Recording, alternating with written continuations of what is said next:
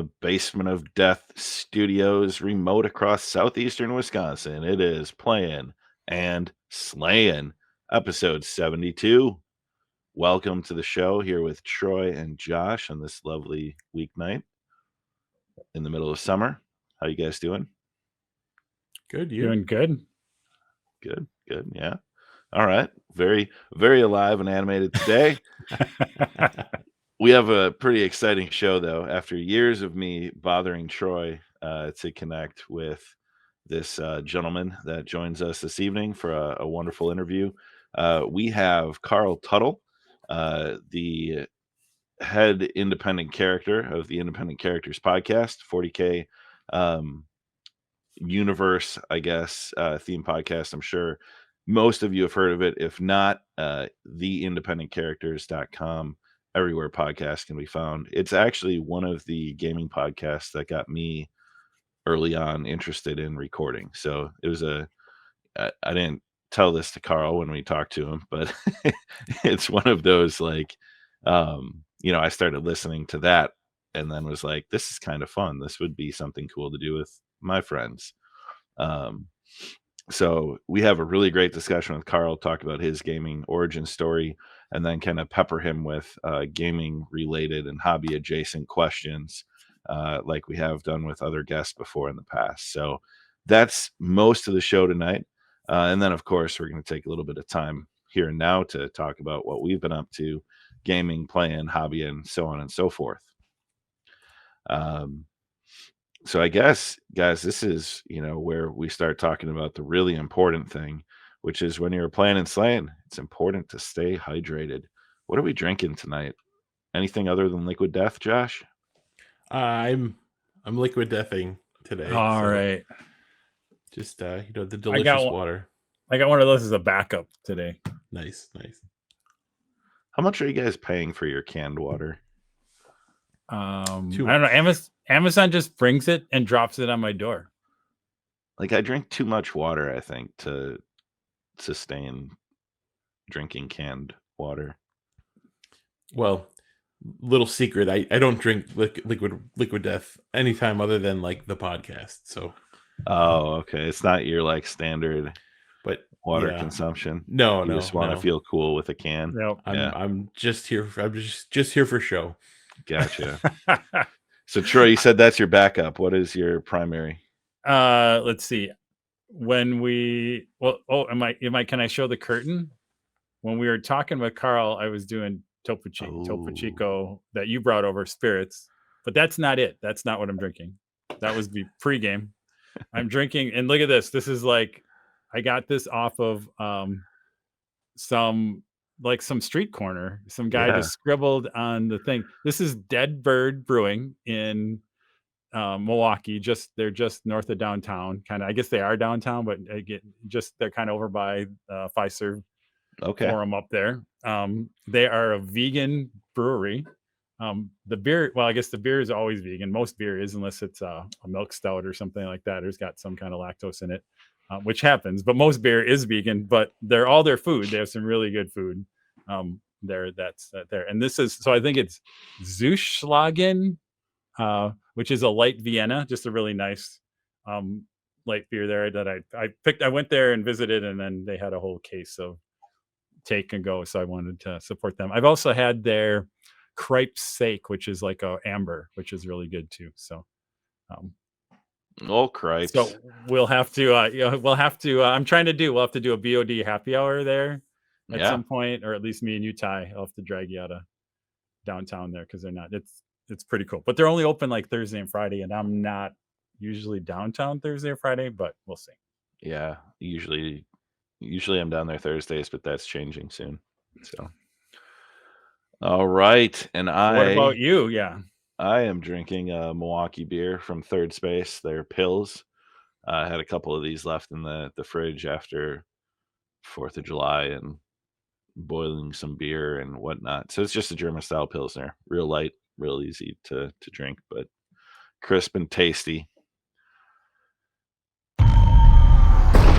For more shows like this, check out the Goonhammer Media Network. More info at media.goonhammer.com. All right, let's dive right into what we're playing. We've got a pretty good list here. I know.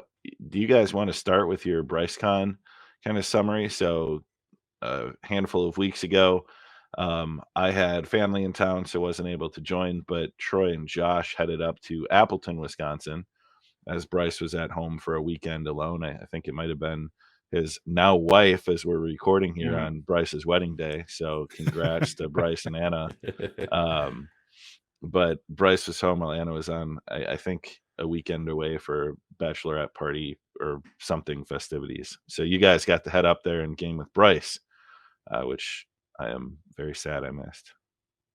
Yeah, so we did. So just to clear the air, it's not that Bryce didn't invite us all, but he got married out of the country, and so we're gonna catch the United States version of his wedding at some point. So I don't want everybody to think like, what? No, like these guys they don't go to their buddy's wedding. What the hell? Yeah. So big no, time he with him. yeah he No, is in it. no, the whole trip to Jamaica was hard to swing around baseball season and family vacations and everything else. So we're all waiting for they will have a party, a reception at some point back in the good old US of A, and we'll catch that one.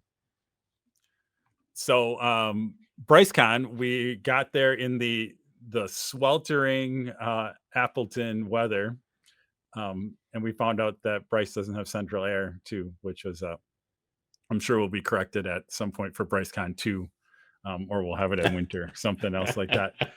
But it was fine. It was good. We had a full day of gaming. We started out with Thunder Road Vendetta, the new version of Thunder Road that from Resurrection Games. And maybe I'll throw it over to hopefully to Josh, and he can give his impression of it. I loved it. It's a lot of with new things, and I taught these guys kind of the rules and went through, and I think Bryce ended up winning, but I don't know, Josh, what is your thought? Yeah, so I had never played Thunder Road before. I had always seen the old version on Troy's shelf, and I think I'd asked you a couple times, and you're like, "Oh yeah, we'll play sometime. We'll play sometime." And so yeah, I was really happy when Troy said, "Yeah, I'm going to bring Thunder Road to BryceCon." I was like, "Yes." So it kind of has this Gaslands type feel, but it's like the rules are super streamlined, and like it just seems way more fun, right? So I had a blast. I thought that was a great game. And all the like the jumps and the hazards and all the the rolling for different crushing different cars, and it was a blast. I thought it was a really fun game, and it's accessible too. Like it's not overly complicated. You could get kind of a more casual gamer to play. So yeah, highly recommend. I think it's a great game.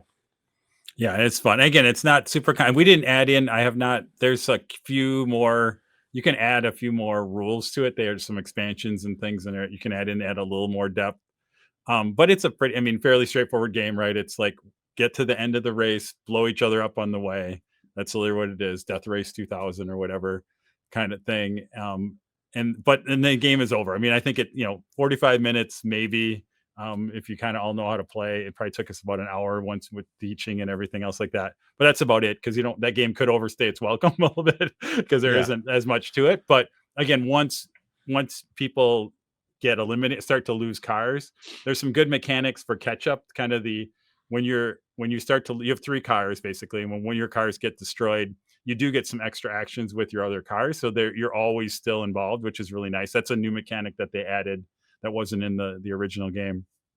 So I think there's some just real simple little things that give it a nice little failed enough kind of depth to do some fun things. It's all about taking chances, and a lot of times it's a die, and there's a lot of random things. You can literally run into a hazard, flip it over, and die. Like, it's like there is some instant like, oh yeah, that's this bad, right?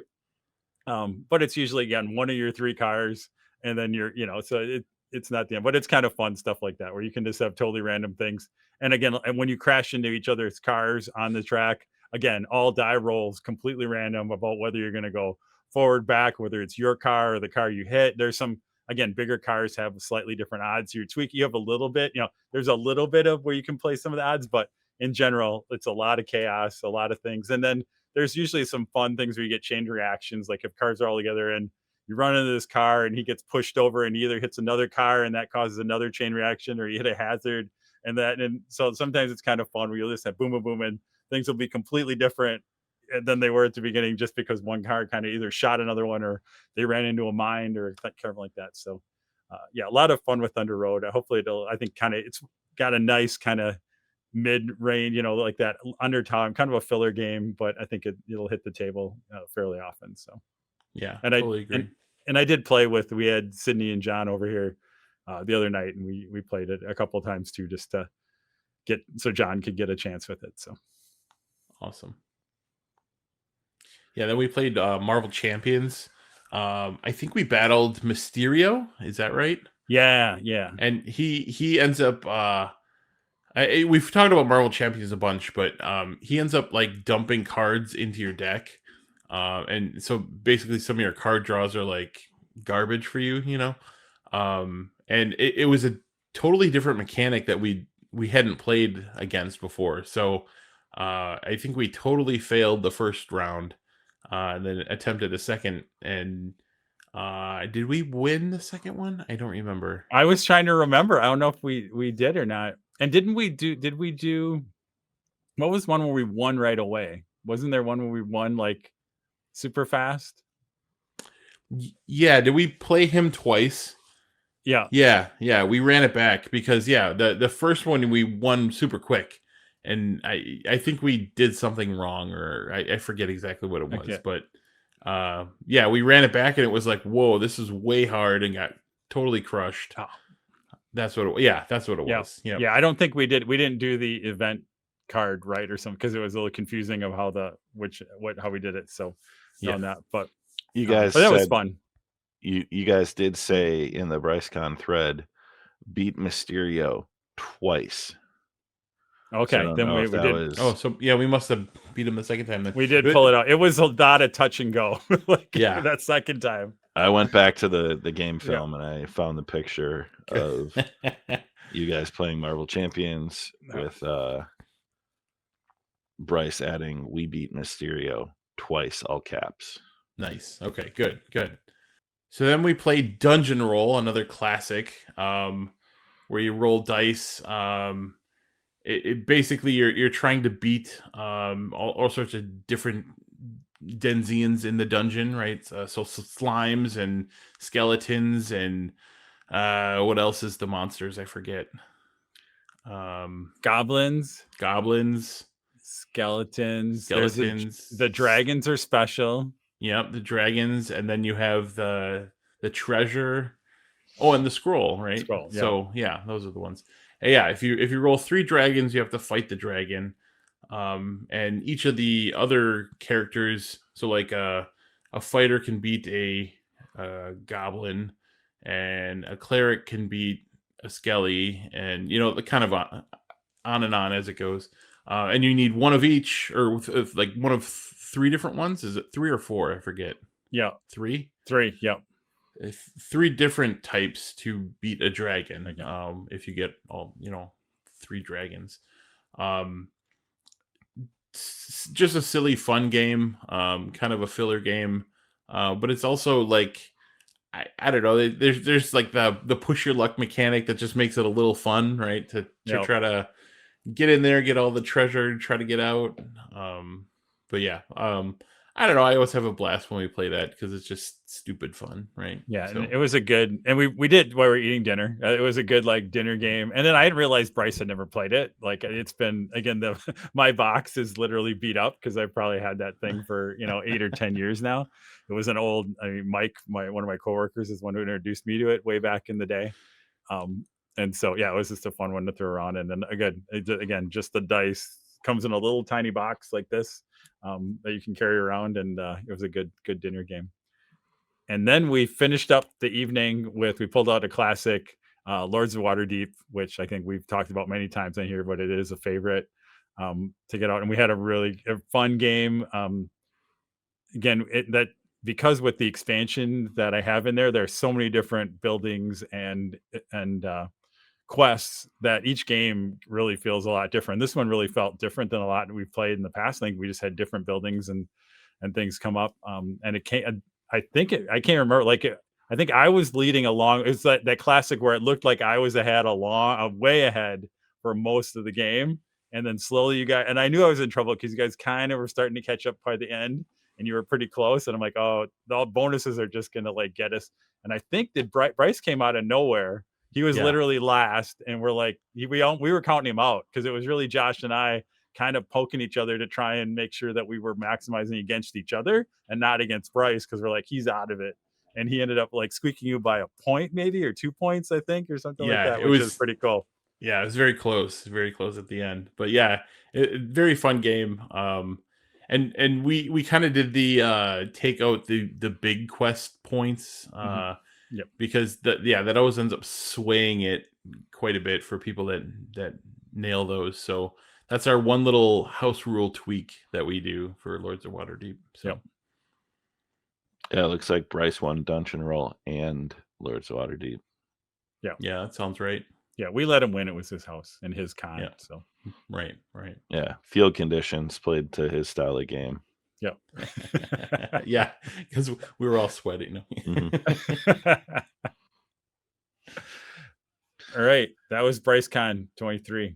Nice. Well, let's take a little brief segue into role-playing games. I always question if we should talk about D&D, because if you're not at the table, you miss a lot of it. But give you guys a chance to touch on the D&D campaign. We've had a couple sessions here over the last few weeks between summer vacations and breaks and stuff, but I think you guys have reached the next kind of like we're on a quest part of the campaign.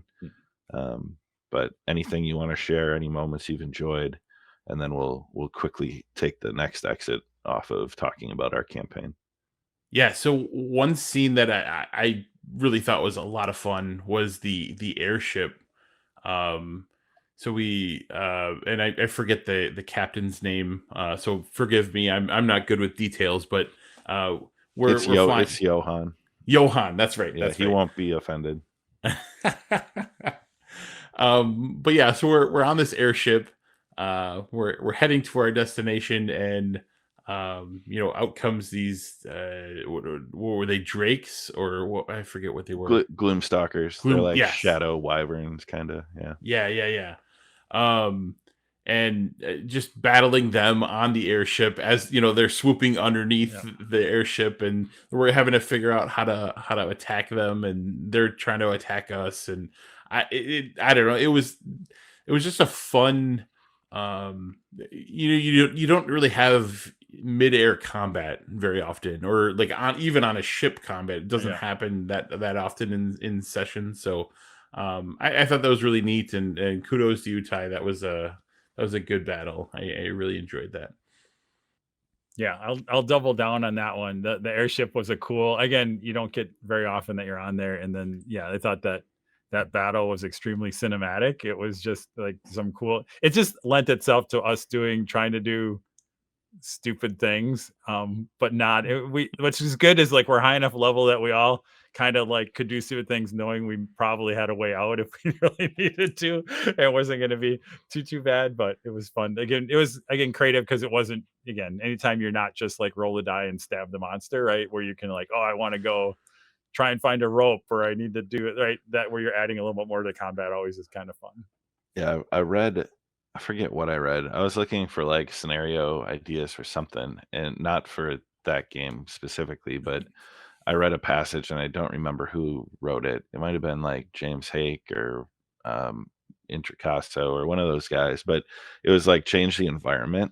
Like if you're looking for a new way or an interesting way, it was change like the concept of just change the environment, then have like pools of lava, have it be underwater, have it be in the air, like, and that adds just a different dynamic to the standard, like here's your battle map, okay, fight monsters, right? Is like make environmental changes that are hazardous, or affect movement, do like mixing up the playing field versus like finding new and interesting monsters all the time or something. Yep. No, it was like, good. That's an idea. Totally worked. I enjoyed it. But why did those creatures come after the ship and focus all of their attacks on our druid? I think it was because I earthbound the first one. Oh yeah, must be. That's got to be it, right? Yeah, had nothing to do with the grave robbery. Yep. All right, next time on D&D, we find out why the druid is the target of attacks from the Shadowfell. Other questing that we've been doing, we got together and played some Frosthaven after a brief like hiatus of, it felt like months, but I think it was 3 weeks that we went without being able to get together and play.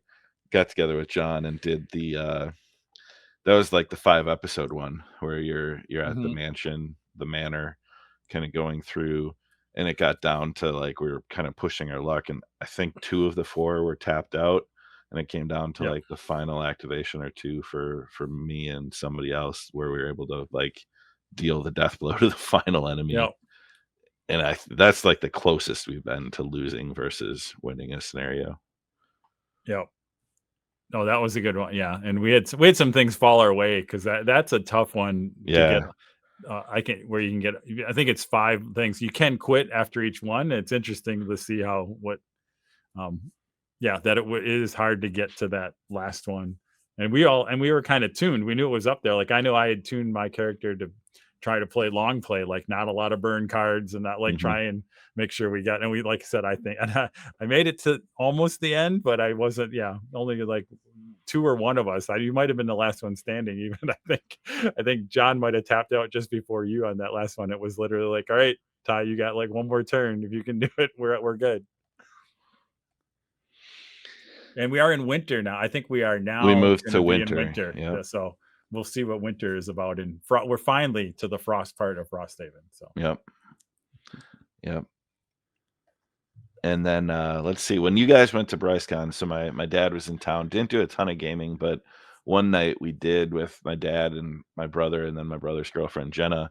The 4 of us used my new game table. New. It's not new anymore. I've had it for like 4 months, but haven't used it often, and played Small World. So tried to find a simpler game where we wouldn't have too many rules to explain to my dad, and played Small World. Forgot how good that game is. Like hadn't played that in a really long time, and it's straightforward, and there's enough to make it interesting. And I remembered some of the cool, like I had fortified trolls, so like you're putting your troll cave down and you're putting your fort down.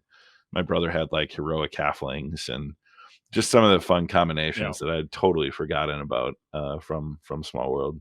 So we played that. And then I feel like we might have played something else that weekend, but not. We went to X Golf, so like virtual golf. That was like video gaming meets sports. Oak Creek High School graduation was at the baseball stadium where the X Golf is. So we saw the graduates walking down on the field as we're playing like Pebble Beach or whatever course we selected to play in the golf simulator. Then I have a confession to make, and that's that I think I'm slightly addicted to Diablo 4. Like not completely, because I'm not like level 100, but I got like the campaign quests done, and I got to world tier 3, so now like I can do nightmare dungeons, and I'm really liking it. And season 1 drops in a couple days, and then you start a new character and sprint to like max level. So I don't know if I'll talk to you guys next week. I might just be playing Diablo 4. But it's a lot of fun. Haven't had a chance to play with like Matt and Elena often, but have grouped up with my brother once or twice, and enjoying that one. So a little bit of computer gaming in there. How about you guys? Doing any gaming outside of BryceCon or our game day at Troy's that we'll talk about here next? So the youngest constantly brings games to me after after dinner, which is awesome. She's really the only one of the kids that likes the game with me, so I'm all about it. She's only 5 though, so the games are pretty light, but it's still fun. So she has a game called Hedgehog Roll. Basically, on one side of these little, I don't know, it's Velcro, right? So it's the hard Velcro on the one side, and then on the other side there's a leaf, there's a flower, and there's a pine cone. And the hedgehog is like a little tennis ball. So you roll it and you try to collect as many leaves, pine cones, and flowers as you can that stick to this little ball. And the board is really just spaces with leaves, pine cones, and flowers. So however many of those things you get, you can follow different paths, and they're all kind of interweave a little bit. And so it's really just, pattern matching and trying to figure out, I got these 4 shapes or these 4 symbols. What's the best path to get me as far along, and you're just trying to get to the end first. So she's figuring out the strategy, which is really fun, because at first she would just lay them out and go, well, I have a leaf, a flower, and a pine cone, and she would just go in that order. And if she didn't have the next one, she would just stop. And then I kind of showed her, I was like, well, so if you go in the opposite order, you can actually get farther. And she'd go, oh, wow. Like it kind of like light bulb moment. And I'm like, this is awesome. So yeah, no, it's a fun little game. It's very simple. You're just rolling, a little mini tennis ball onto, Velcro pieces, right? That's really literally all it is, and then moving your piece. And but yeah, she has a blast. It's really fun, and she tends to beat me, which is pretty good. I think she might, bend the rules just slightly every once in a while, and I'll allow it occasionally. So, but yeah, it's good. I like it. Very cool. Cool. Sounds like Sonic the Hedgehog's cousin, maybe. Yeah, yeah. Velcro It's tennis his ball. like slower, Yeah, just kind of yeah. traveling in the forest cousin. Yeah. Yep. So Troy, we Yep. got together at the BoD Prime and played some 10th edition Combat Patrol. So it was 6 of us. So Dan, our friend of the show and host of Cubic Shenanigans with Brendan, and then John, your brother, obviously, myself and Josh, and then our friend Eric, friend of the show and maybe old Games, Booze, and Art of guest long Whoa. ago. Going way back. Yeah, like episode 4 or throwback. something. Mhm. But yeah, so 6 of us got together, and you and John had kind of assembled some Combat Patrol armies.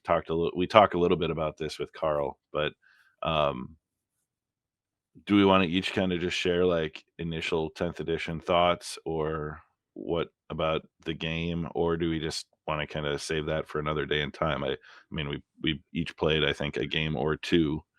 Yeah, I mean, to me, it wasn't. I mean, 40K is 40K in somewhat. It's kind of. I think there's some rules streamlining and things like that a million other podcasts will talk about. But I mean, I kind of like it. I didn't dislike really anything that came through. I really like this idea of the Combat Patrol, of like the instant army. Like literally, like I print out a sheet, like, and what we had done. I mean, Josh, you and Eric were able to pull together Combat Patrols of yours, and basically John and I then. John, we went through the list of, and we're like, John, I think you can make I think you have enough stuff for an orc one, and he's like, and I think you have the Eldar stuff too, and then I pulled out the Gene Stealer cult one, of course, on that. So we kind of pre-built, 2 other armies, so that we'd have, so this basically we wanted to be able, so like if somebody rocked up and didn't have one, like Ty and Dan, like they could just sit down and play. And I think, and it was great again, it's a nice smaller size game. Literally, once you know the rules, I mean, it's a 90-minute game probably, or something like that. To crank through it. But I like this instant army kind of thing, that at least to get your, especially to learn the game. That was the whole point of like, hey, let's get everybody over, get one game of 10th edition under our belts, and then people can figure out what they're going to do with that. So yeah, I don't know if anything, I mean, nothing really jumped out at me. I mean, I like the scenario too. I think the scoring, at least with that, in our game, actually Eric and I played to a tie. We didn't do, again, we even ignored the secondaries. I think we would have done secondaries that we wouldn't have ended up in a tie, but we just kind of did the main. We ended up, but it came down to the last turn, and there was some cool stuff in that. So, and again, just we didn't go to the rule book a whole lot. The app is pretty cool. Like I did most of my rule lookup on the app because you could just do a search. Like I'm trying to think what are how does whenever we find a rule like whatever devastating weapon or whatever the heck was, it was the easy way to do it was just like type it in the app and find the rule rather than try and search through the paper rule book on some of that. So again, found it pretty easy to kind of get our first version of 10th under our belt. So yeah, I enjoyed it. I think still not sold on if I'll return to 40K, because what really struck me, and I'm sure we'll have this discussion elsewhere and in much more detail, is after years of AOS and a priority role, you missed the priority role. So I won the role at the beginning of the game, so I get to go first every battle round. And you guys were like, yeah. I'm like, that seems crazy to me. Like, I don't like this. Why does this feel wrong? And had you told me that I would like the priority role as much as I do, right? We should 5 or 6 years ago. We should go find a podcast, right? From I wouldn't believe it, but now it's so ingrained in like how I think about war games that either alternating activation in like skirmish games like MCP, or the priority being determined at the top of each turn, was a very tough concept for me to be okay with.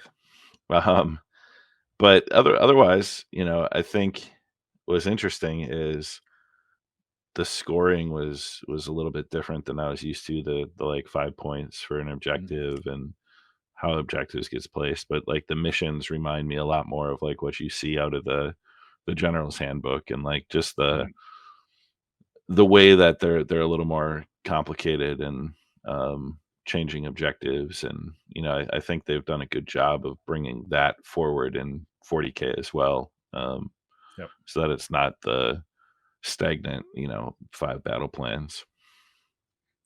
No, they did feel like they did feel like AOS missions, didn't they? Like, Yeah, because you guys played the one where you burn the objectives. I love those kind of scenarios. I think those are cool. Like the one Eric and I had was more about end game. Like there were big bonuses to being like where you ended up, like having your opponents at that end of the game. Like that ended up was kind of where we ended up tipping. It would have tipped it one way or the other, and that we ended up having a lot of battles on that. So yeah, I think there's some good. Again, they're learning. That's just cool. And again, even the combat fight phase, it looks a lot more like AOS now in 40K than it ever did. Wraithlords are untouchable though in Combat Patrol. They're Eldar. Like Eldar always comes out of the box of a new edition as the super army. So we didn't even do that on purpose, but it just ended up that John had, and you played with some old school. Maybe we'll get in that hobby. You had some old school Wraithlords too, man. I did. It was metal. I picked it up. I'm like, oh, this guy's metal. Yeah, that's what made him so tough. That's what you try and shoot. Yeah, those guys, other guys are just made of plastic. Who needs Wraithbone when you have pewter? Yeah. And then Josh, you brought your Tzeentch warband. Yeah, the Thousand Suns that I haven't played in a long time. They were I got to dust them off, which was nice. And then I didn't actually have the right mod. I actually borrowed some AOS Zangors because I didn't have 40K Zangors, so they didn't have guns, but they allowed me to use those. But yeah, no, it was fun. It was fun to, 40K Zangors use guns. Yeah, the 40K Zangors have little not pistols. Bow and arrows. They have like a some sort of melee weapon and a pistol. Yep. No, bow and arrows. It's crazy. It's crazy. But yeah, no, it was fun. And I guess to Ty's point, in John and I's battle, we played twice. John went first the first time, and mopped the floor with me. And I went first the second time, and I ended up mopping the floor with him.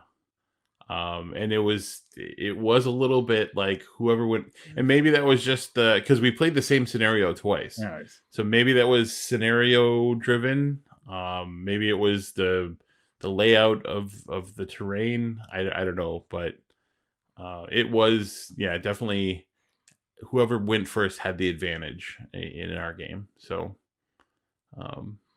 yeah, I'll give Ty a little nod to that one, at least for our game. So it's such an advantage to punch somebody in the face first.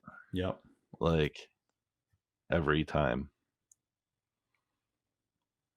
I don't know. Yeah. No. All right, let's go to hobby, Troy. Since you're the only one hobbying, full disclosure, I haven't, like, now that baseball season is just about done. I hope to get some hobby time going again, and like. But see note about Diablo 4. Oh, well, yeah. See note about Diablo 4 and coaching a travel ball baseball team. But now, thankfully, our season's wrapped up here, and I get, the 3 or 4 days a week of baseball back. Okay. So it's a lot of time I can fill with Diablo 4, yes, but hopefully also fill with some hobby and gaming time. So I had just a hobby less time since kind of we last talked. I've assembled some of the Seraphon stuff that I have, but need to rededicate to that here, and hopefully post Bryce's wedding, we'll get back on the charity army kick too, and drive that one to some good progress. So Troy, I'll hand it off to you though, since I did zero hobby, and Josh, I don't know if you did, but no, yeah, I've been very hobby light in this end. Cool. So I think I talked about last time I was working on the boarding action terrain from the Into the Dark set and whatever other Kill Team set I bought around that. So I went down I think this is a whole weekend project. So I think if you guys seen that, that's all the different walls that you can put together in the modular fashion. And then you have the hatches, the doors went on. And I had in this mind, like, oh, I want to do like some really weathered chip doors. And so I went down this path of playing. I don't know if you guys played with any of the chipping. Like I used the chipping masking liquid to kind, I did metal underneath. Oh yeah. And then so I had I'm like, I swear I bought some, one of those things where you're like, I swear I bought some of this stuff at some point. And I found it. What I had was some of the, I think AK Interactive chipping fluid is what they call it. So basically I did my metallic, and then you airbrushed on this a thick layer of the chipping fluid, and then I put yellow over top. We did all yellow doors because the thing with the boarding action is like you lose you want the doors to pop out because it's really hard to like lose them sometimes in that terrain. So I wanted them to really highlight the thing, but I wanted to look really, so I did that. I did the AK Interactive one, and then I wanted and I started with that, but I'm like, this feels like having to do the airbrush thing. And then basically what you do is you kind of wet like some kind of a brush. You can either use like a paintbrush or a toothbrush. I think I had like a flux brush that I literally cut down. You want something stiff, almost like a dry brush, but you don't want to use a dry brush because you want to wreck it. And then you kind of wet that, and that activates the chipping fluid. And then on my hand, I'm like going like this. I should have done a YouTube video, a hobby video on it, right?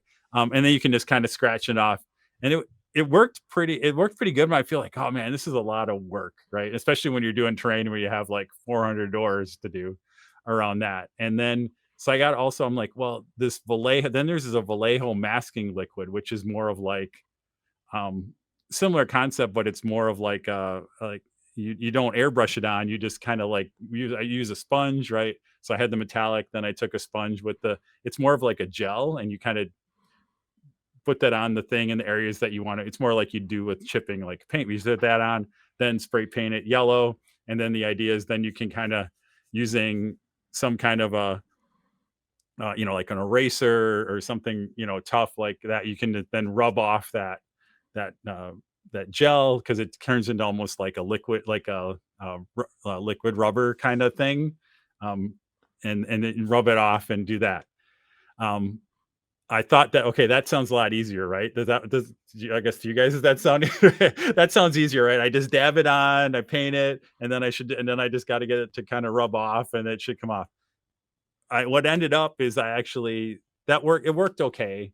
But what happened is the Vallejo stuff, it was, and maybe again, I could have done things maybe not 100% whatever around, and because I think I I kind of sealed it too with just the sealer to get stuff to come off afterward. But what I found with the Vallejo stuff is it would peel the paint off. I would get bigger chunks kind of thing, because it would come off, but it would also kind of tear the paint off a little bit too, and it gave me more bigger chunks rather than, whereas the AK Interactive stuff, because you're kind of in there with a brush and whatever, you can really control how you want the chipping to look. So I think in hindsight, I'm like, okay, I think actually the AK Interactive, using that chipping liquid is probably the way I would go if I'm going to do, want to get more realistic kind of chipping things. So your airbrush, you paint your yellow door, you dry brush your metal, and then you take snakebite leather, the contrast,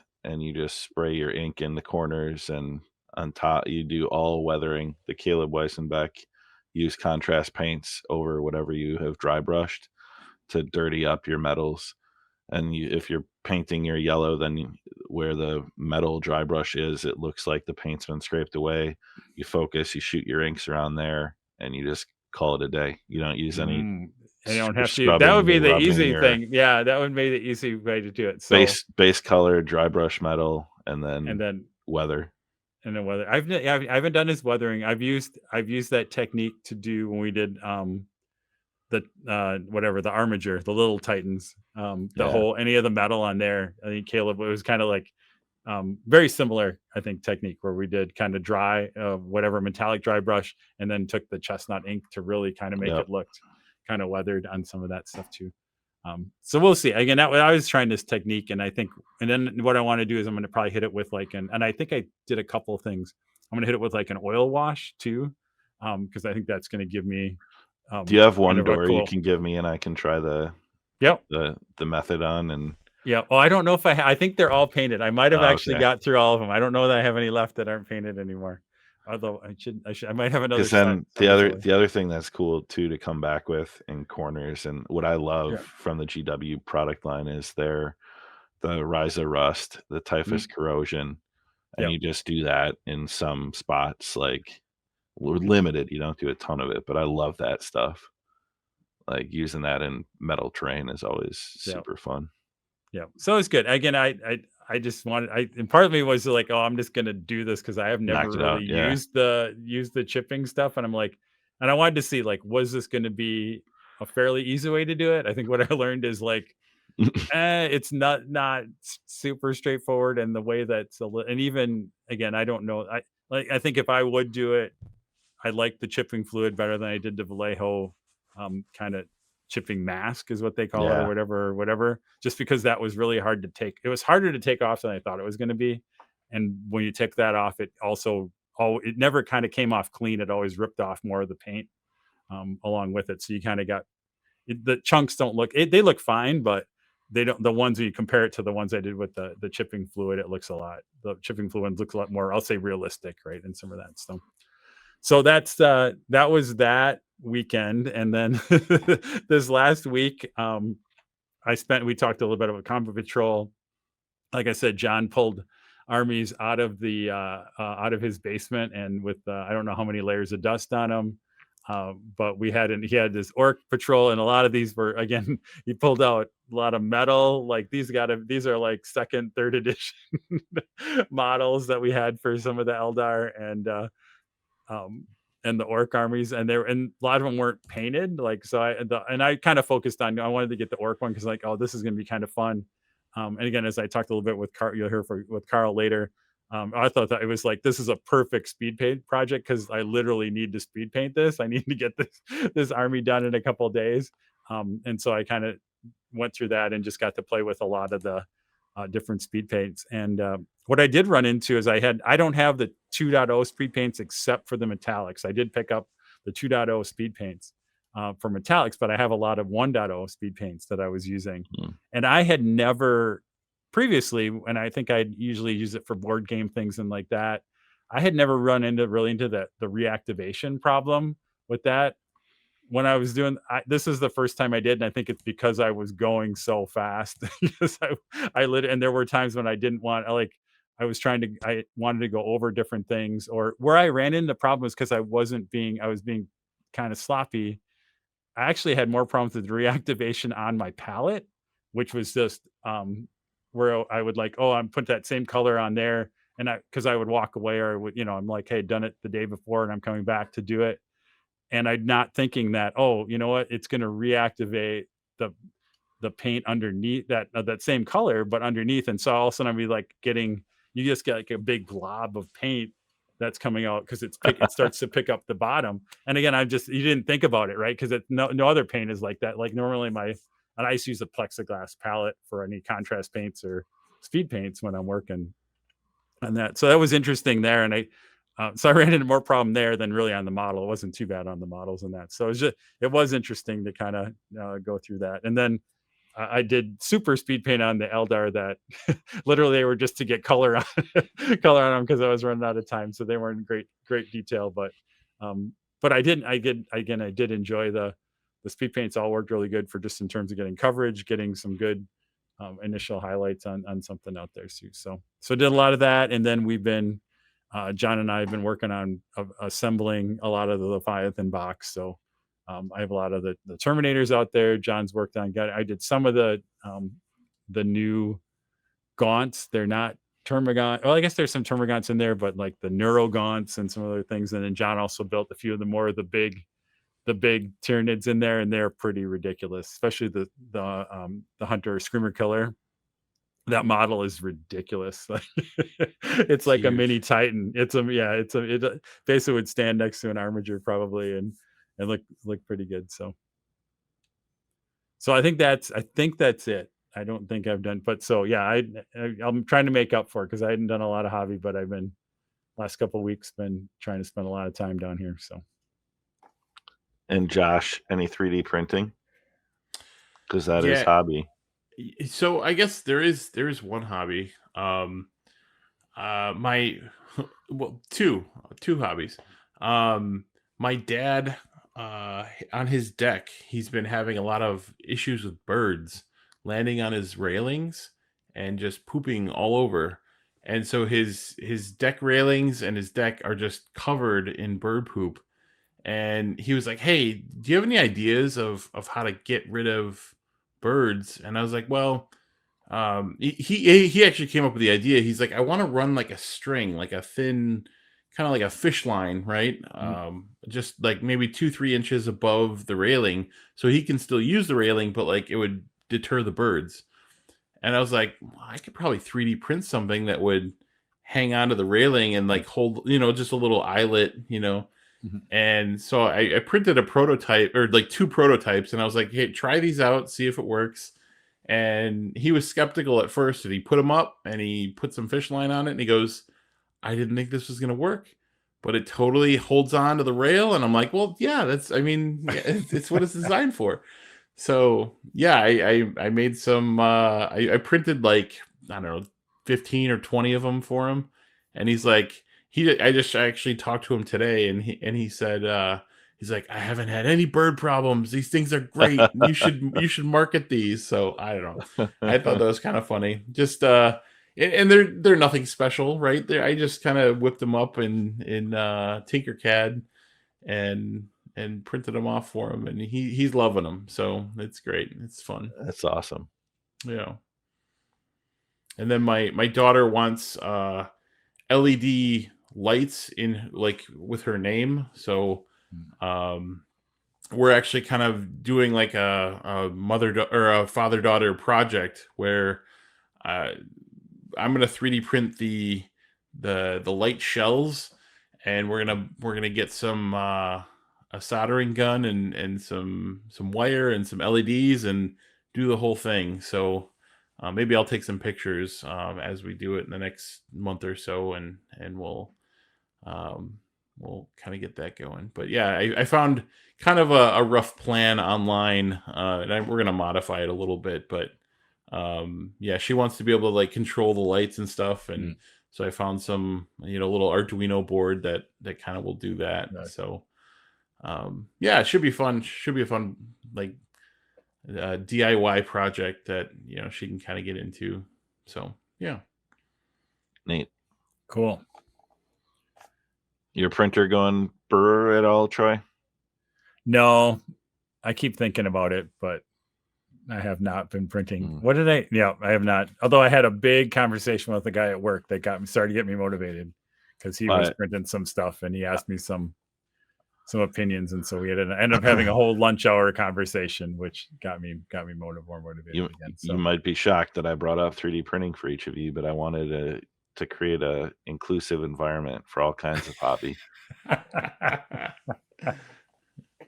Very nice. I like it. Yeah. As much as it hurt, I'm glad that we could go there. Let's talk crowdfunding though.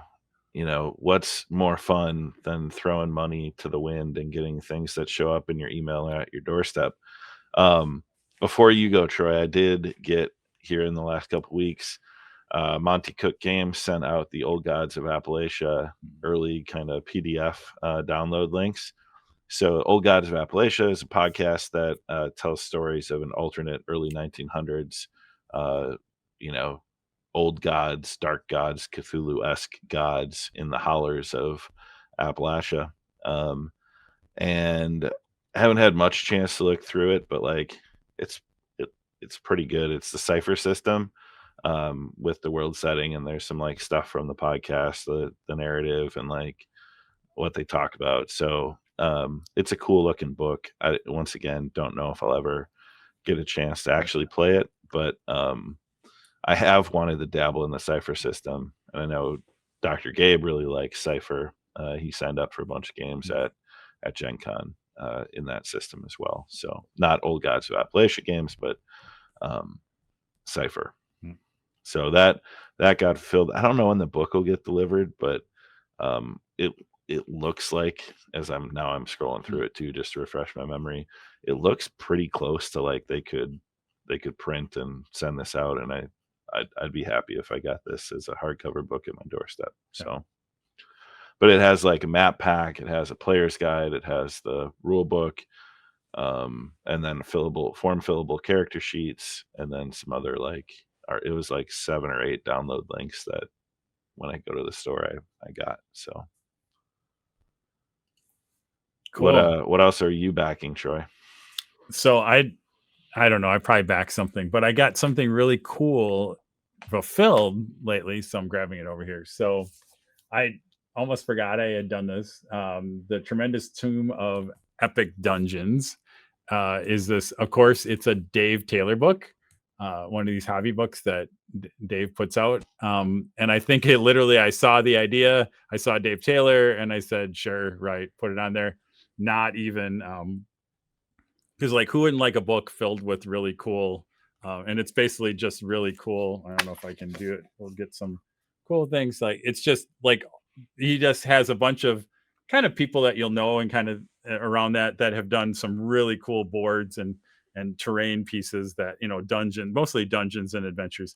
And then I was pleasantly surprised that when I was looking at the contents that our friend Terrace Cassidy from Geek Nation Tours, his Ghost Archipelago, if you remember when we talked with him, he had it on the thing behind him.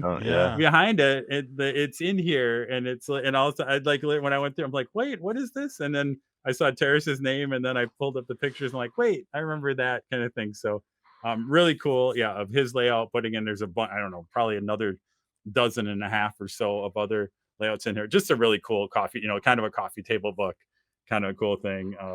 Love to support the stuff Dave's doing, right? Because he's just kind of, he's celebrating the hobby in all kinds of different ways with some of that. And it was just really cool to see Terrace's stuff in there. And I kind of shot Terrace an email as soon as I got it too. Yeah. Like, hey, I saw your stuff in there. And so he's doing good. So again, I imagine if you're interested, you probably can pick that up some places yet. I'm sure Dave probably has it for sale some things. So again, just a really cool book to kind of look through and have on your shelf, um, and celebrate the hobby that we love. I mean, who doesn't love building? I know I'm a, right. I love to build again.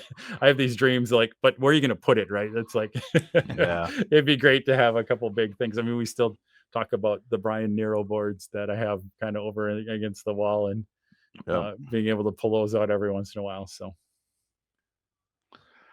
Very cool. Josh, Kickstart anything, or have you been taking it easy on that front? Yeah, I've been actively trying to avoid Kickstarter, just to save some dollars. Wise man. mm-mm. Well, let's go right into the library. Let's throw open the doors and talk about what we've been reading, listening to, watching. Real quick, so I know a couple episodes ago we did say we were going to do a deep dive, kind of spoiler review of Shadow of the Gods by John Gwynne. We all read it. However, what we decided to do instead was kind of do a book club chat, not during an episode, but we did record. So Troy and I got together with Dr. Gabe and kind of talk through character arcs and story and background of the characters and what we think was really cool about John Gwynne's world. And likely that will appear perhaps as bonus content at some point in time for that review. So sorry I overpromised a couple episodes ago, but hopefully you all will enjoy hearing that at some point in the future when it gets to the feed. Yeah. And again, I think we will say, right, for the unspoilery review, right, we loved it. Again, Josh, I think you finished it too. Yep. I think we're all kind of, again, I think Ty and Gabe have both made it through book 2. I think I can't remember if Gabe was on there or not, but he was working on it. But I'm definitely going to go through that series. I'm excited for whenever that 3rd book comes out. So yeah, I can't not. I mean, Ty gave us a really strong recommendation, and I think it held up to everything that it said.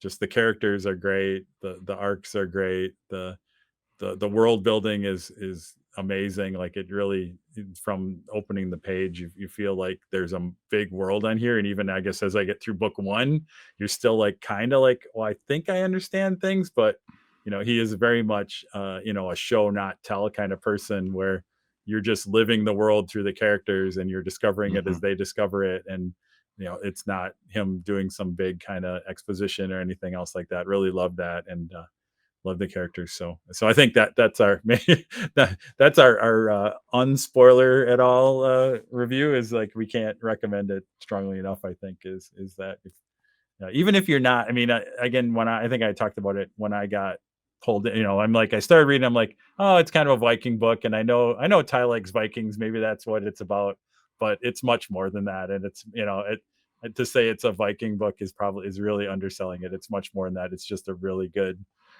story. Happens to have Vikings and very, I mean, Norse stuff really runs through it, and that really adds to that world and stuff. But it's not, I would say, it's not just some kind of a Viking Norse book. It's much more than that. The story really carries it. So who wants to start with what else they're reading and watching? Josh, how about you? Yeah, sure. So Shadow of the Gods, finished that up, and then I was like, well, I'm gonna go right into book 2. So I've started Hunger of the Gods now.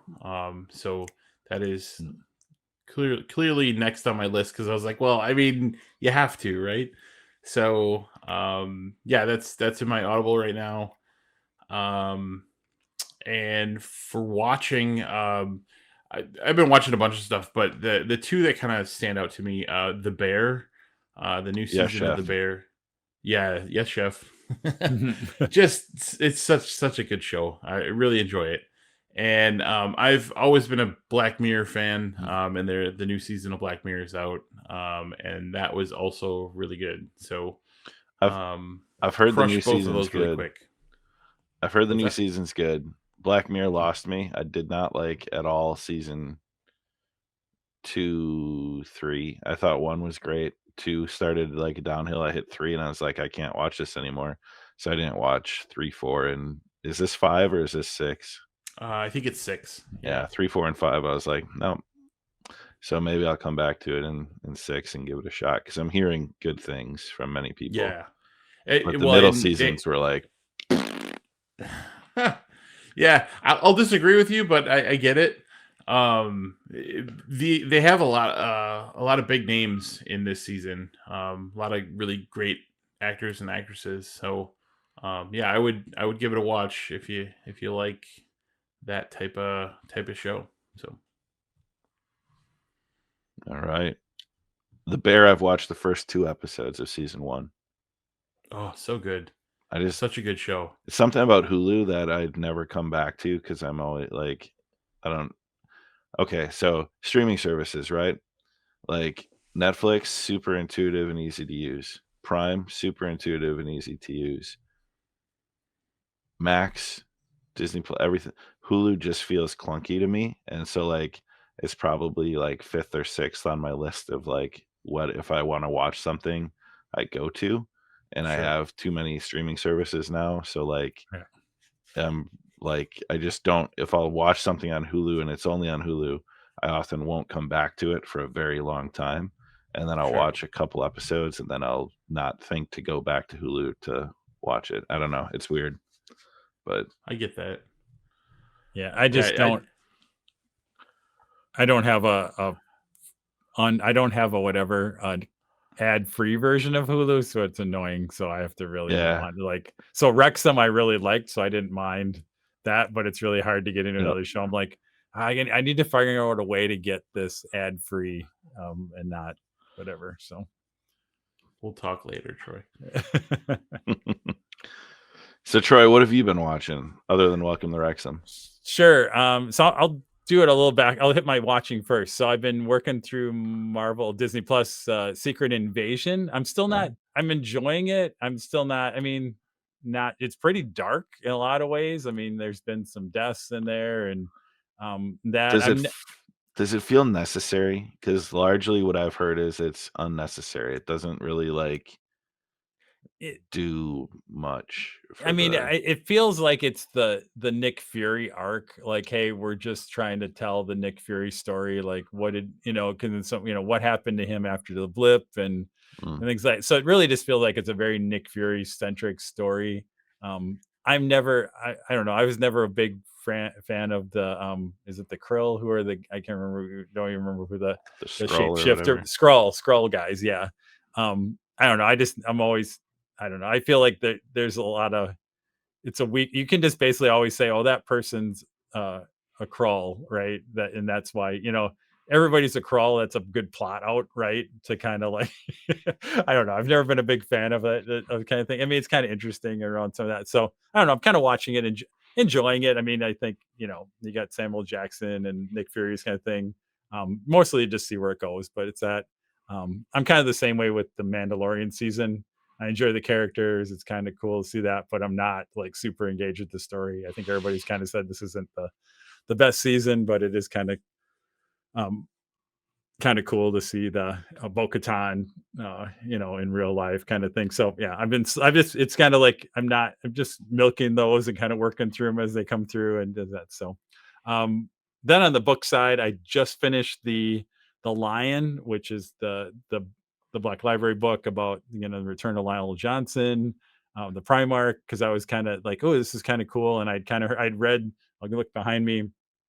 I'd kind of read the 40K books, the Arc of Omen, where it's kind of told of him coming back, and I thought, that story was okay, but I want to know a little bit more. And somebody had said, oh, well, read the Lion book. I think Mike Brooks.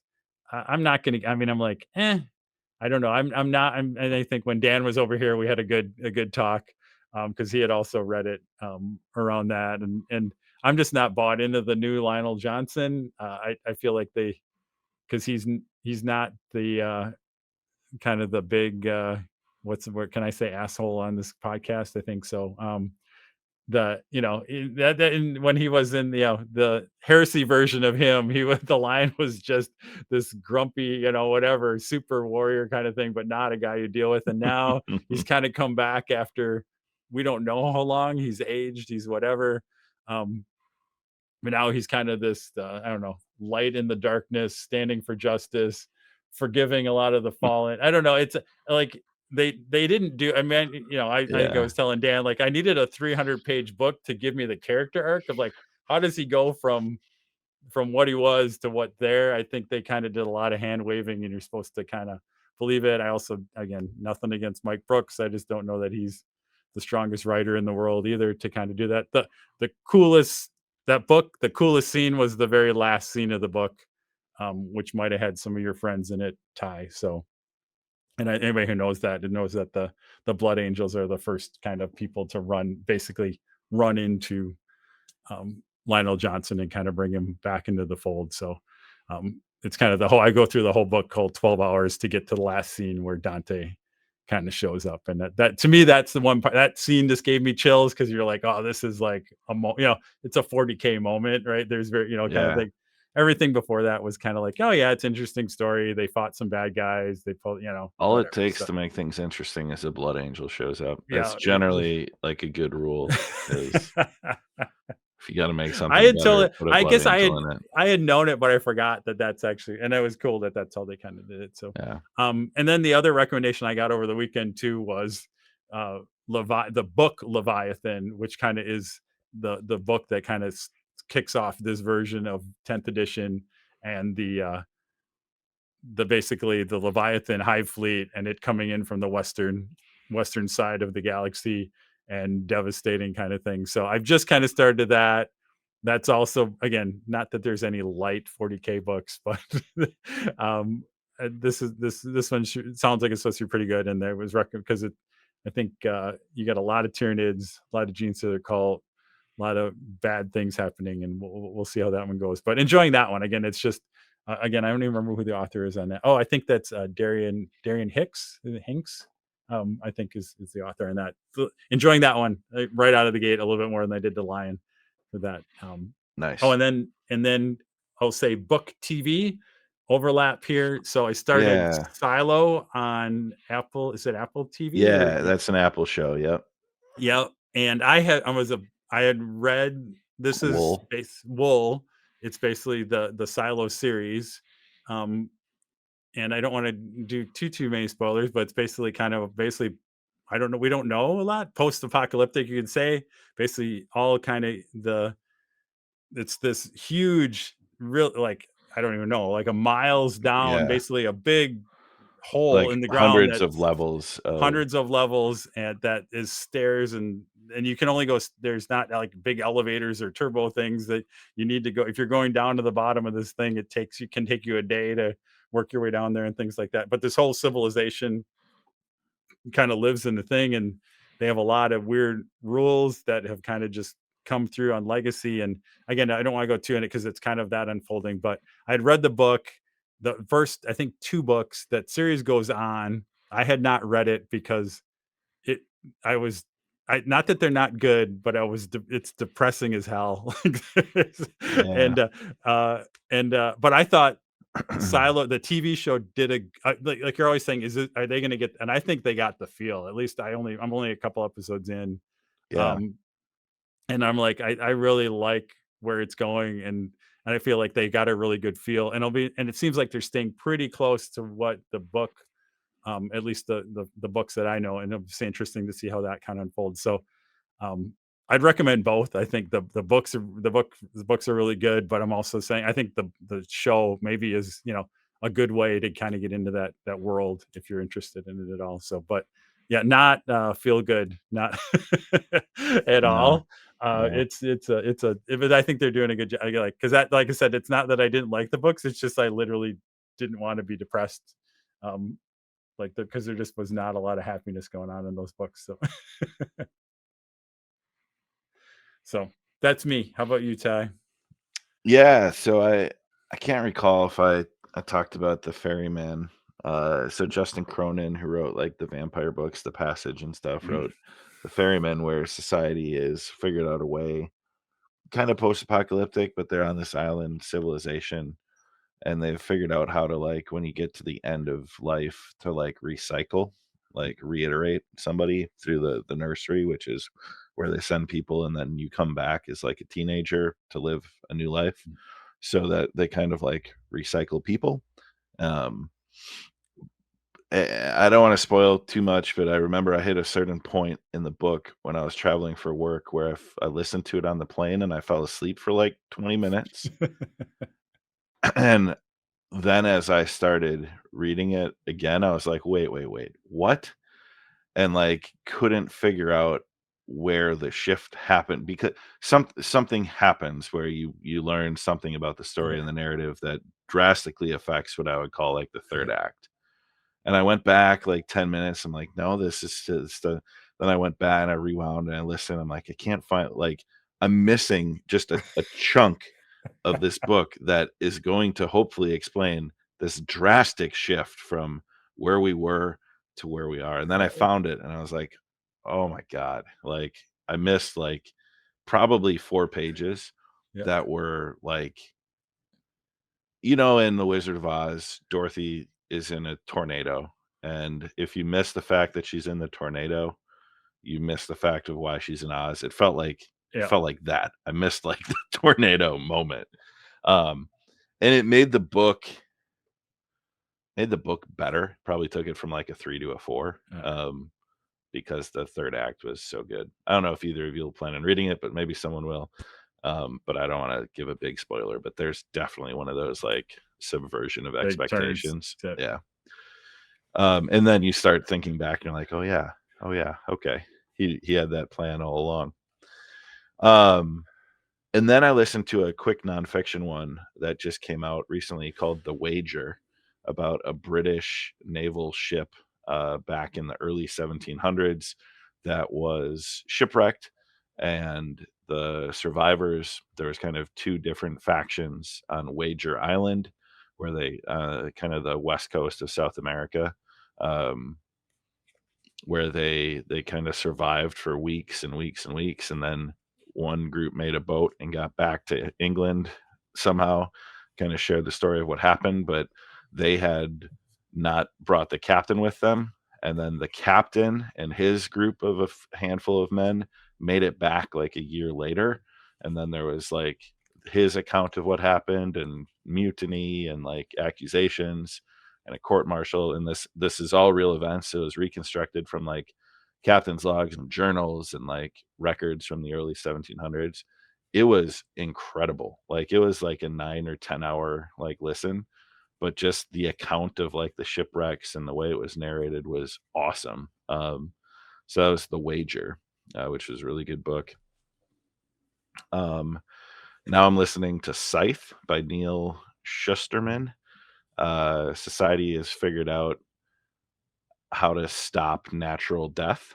So like no disease, there's nanites that are in your blood that level out like everything and heal you, and they have like ways to bring back if you die, they can bring you back.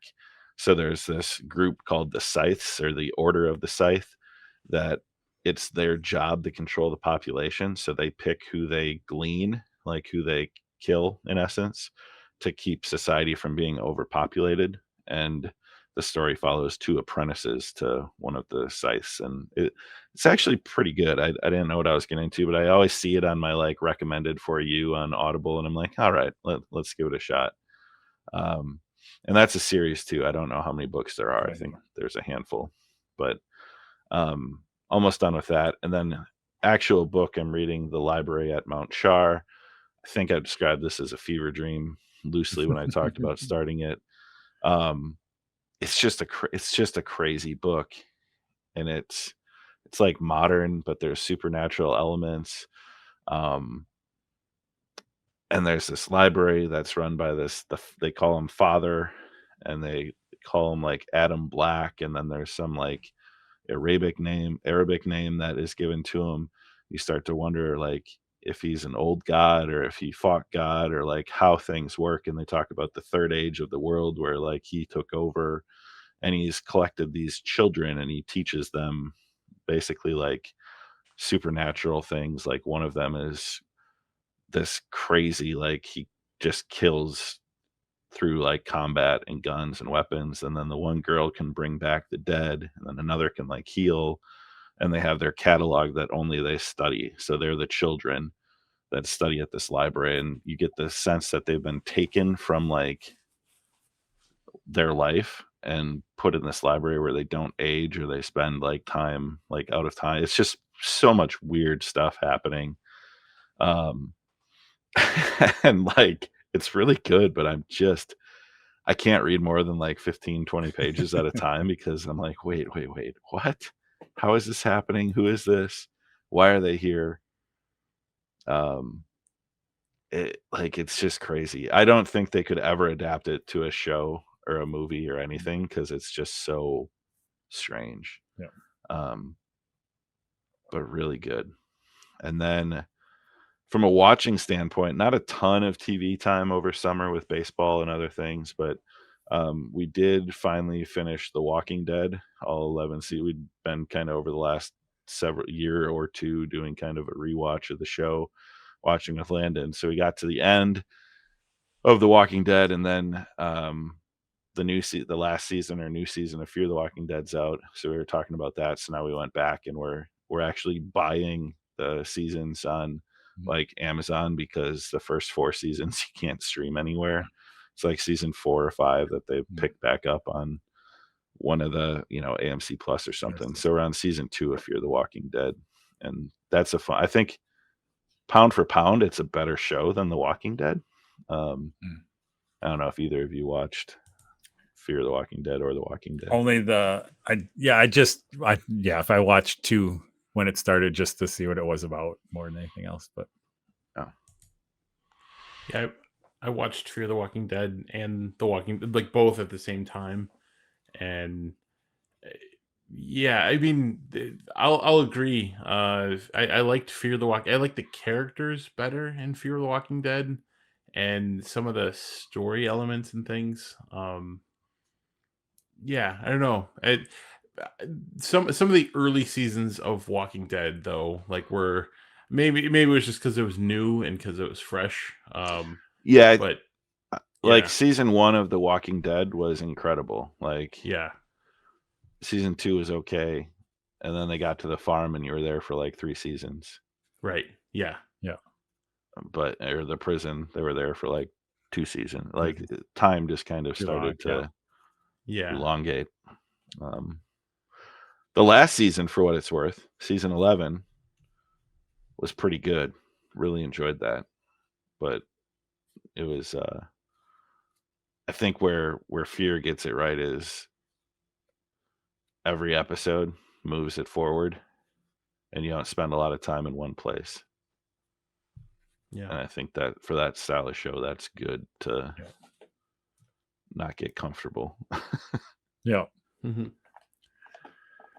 There's a whole podcast there on The Walking Dead and I think there's a lot of forces. The original material, I think there was probably constraints around an actual TV show and money and budgets and cast members, right? I think there's a lot of things that went into the good parts and the bad parts of Walking Dead. So all right, so I think that brings us through the library. We're going to take a brief break, and then you will all likely see joining us Carl Tuttle from the Independent Characters, kind of talked about at the lead. We had a chance to talk with him. So when we get back, we'll be on with Carl, and then you'll hear from us later as well.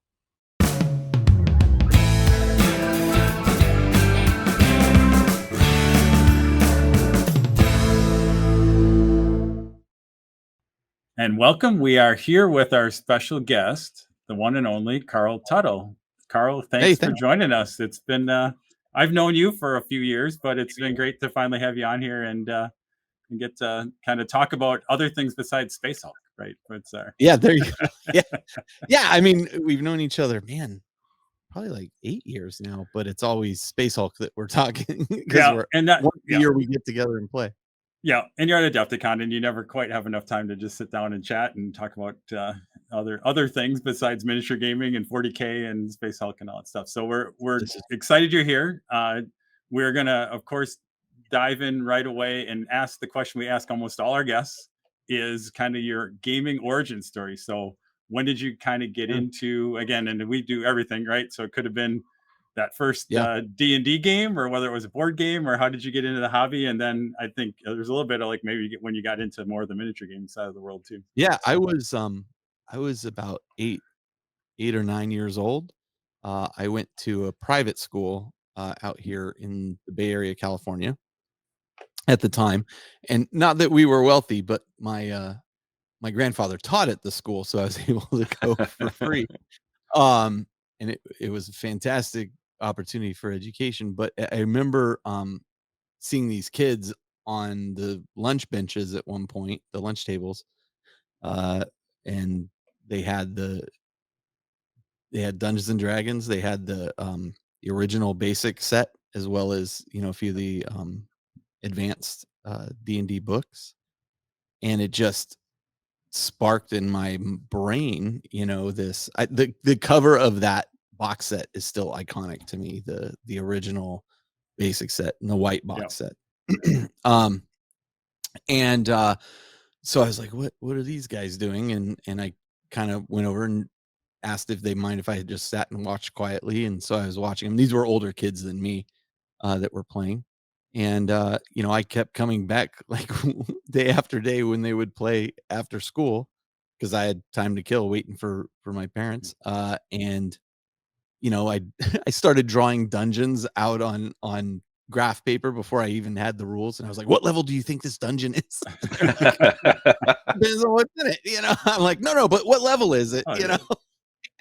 And eventually they let me play. And my mom got me a basic set, and I had the white box set, and picked up a couple of the AD&D books, and I've played Dungeons and Dragons ever since. So that was like around 1978, 79 that I started really playing.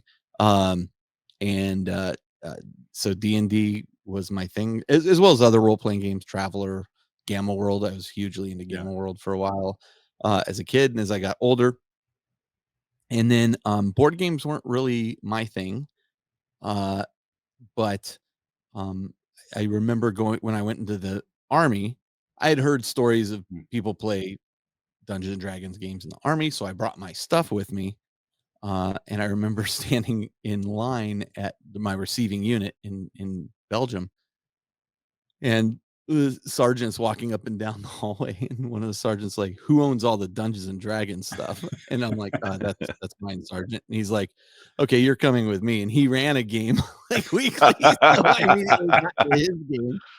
And yeah, it was a good time. And then, you know, many years went by. We were still playing D&D, and we had people getting older in my group and getting married, and as it happens, and I wanted something I could do with one other person if D&D wasn't panning out, because people were canceling. And so I had always been interested in Warhammer 40,000, and but it didn't have the income for it. And eventually what happened was I split the Battle for McCrag set, I think was the set, with the Tyranids and the Ultramarines. And we split it, and I told my wife, look, if I'm not into it, I could probably sell off some of the stuff here or get back 50% of what I paid for it or whatnot. But then it just really hit with our group, and we started playing a lot of that. And eventually I've gotten into board games. My original co-host of the show, Jeff, was hugely into board games and kept trying to get me to shift the show to doing board game coverage. And I'm like, that's not what this show is about. You could do another show about board games, but I have no interest. But then my wife started really getting into them, and some of my newer friends were into them. And when my wife was like, I really want to buy some more board games, I'm like, well, let's do it. You know, I don't want to discourage that behavior.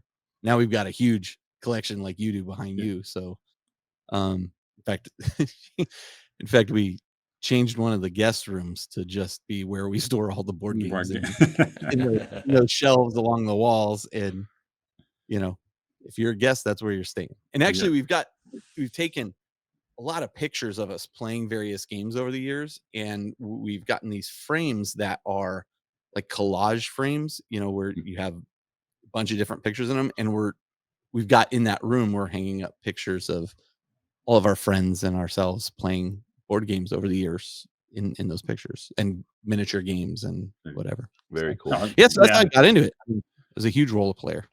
Yeah, that's cool. Yeah, it's interesting in that you're like you got into it a little bit before I did. I think I'm a hair older than you, but I got into it like 8th grade. So I was like 12, 13. So it was like 1980. So I just missed the white, and you said the white box. I just missed the white box. I got in when it was the other set. Yeah, the other set over there. And that was very close to kind of my origin around that too. And hey Josh, were you playing in 1980?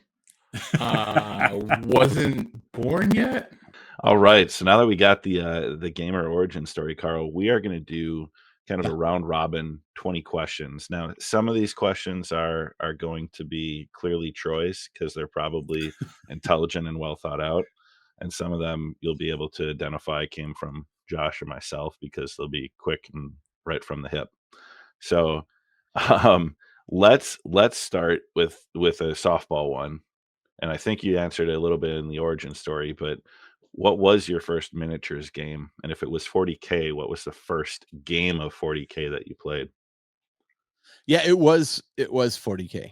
And the first game of it I played was that Battle from a Crag set. And the thing I liked about that set actually was it did a good job of walking you through, like, here's how the game works. Like, first you're just got to move your guys across the table, and and now, okay, you're gonna actually shoot at this, and so I think step by step it did a good job of introducing the player.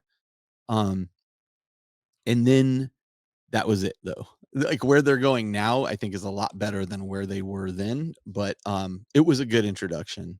And then, so I mean, I played those, and then the interesting thing was, as we began playing more 40K, this is 4th edition at this point, we wanted to do things like campaigns and this kind of thing. And the reality was, I don't think we knew the game well enough to be doing that. And it created a lot of arguments between various people. And so, yeah, I think we jumped into the deep end a little too fast in that instance. But it's been 40K. It's always been 40K. I have played some Age of Sigmar since, and I've played what's the other one called? There's a like World War II Cthulhu, Octoon Cthulhu. I played a little bit of that as well. So that's me, though. I'm like 40K. Dedication. Yeah. Or in the 40K like universe. Like, I played Battlefleet Gothic, I've played Kill Team, that kind of stuff. So I'm still waiting for Troy to just go all in on Battlefleet Gothic and teach me how to play, like 3D print a bunch of ships. And it's sitting on the shelf over there. I'm just like, as soon as I do that, I feel like Games Workshop's going to republish it. Like, it's got to be somewhere as they're going to do it. They may not do it forever, but like they're going to redo that at some point. The other space game I did play a little bit of Firestorm Armada, and I have a whole fleet painted up. That game system was really good. Yeah, I thought it was really, really good. People talked about Battlefleet Gothic a whole lot. And there's this nostalgic like appeal to Battlefleet Gothic. And then we began playing it because we were going to do an episode on the show about it. And I was like, this is pretty fiddly. Yeah, it's not a modern, miniature game at all. And it's got a lot of balance problems. There's a lot of, it's like when you don't really want it. It's like good to remember playing it, but not play it. Yeah.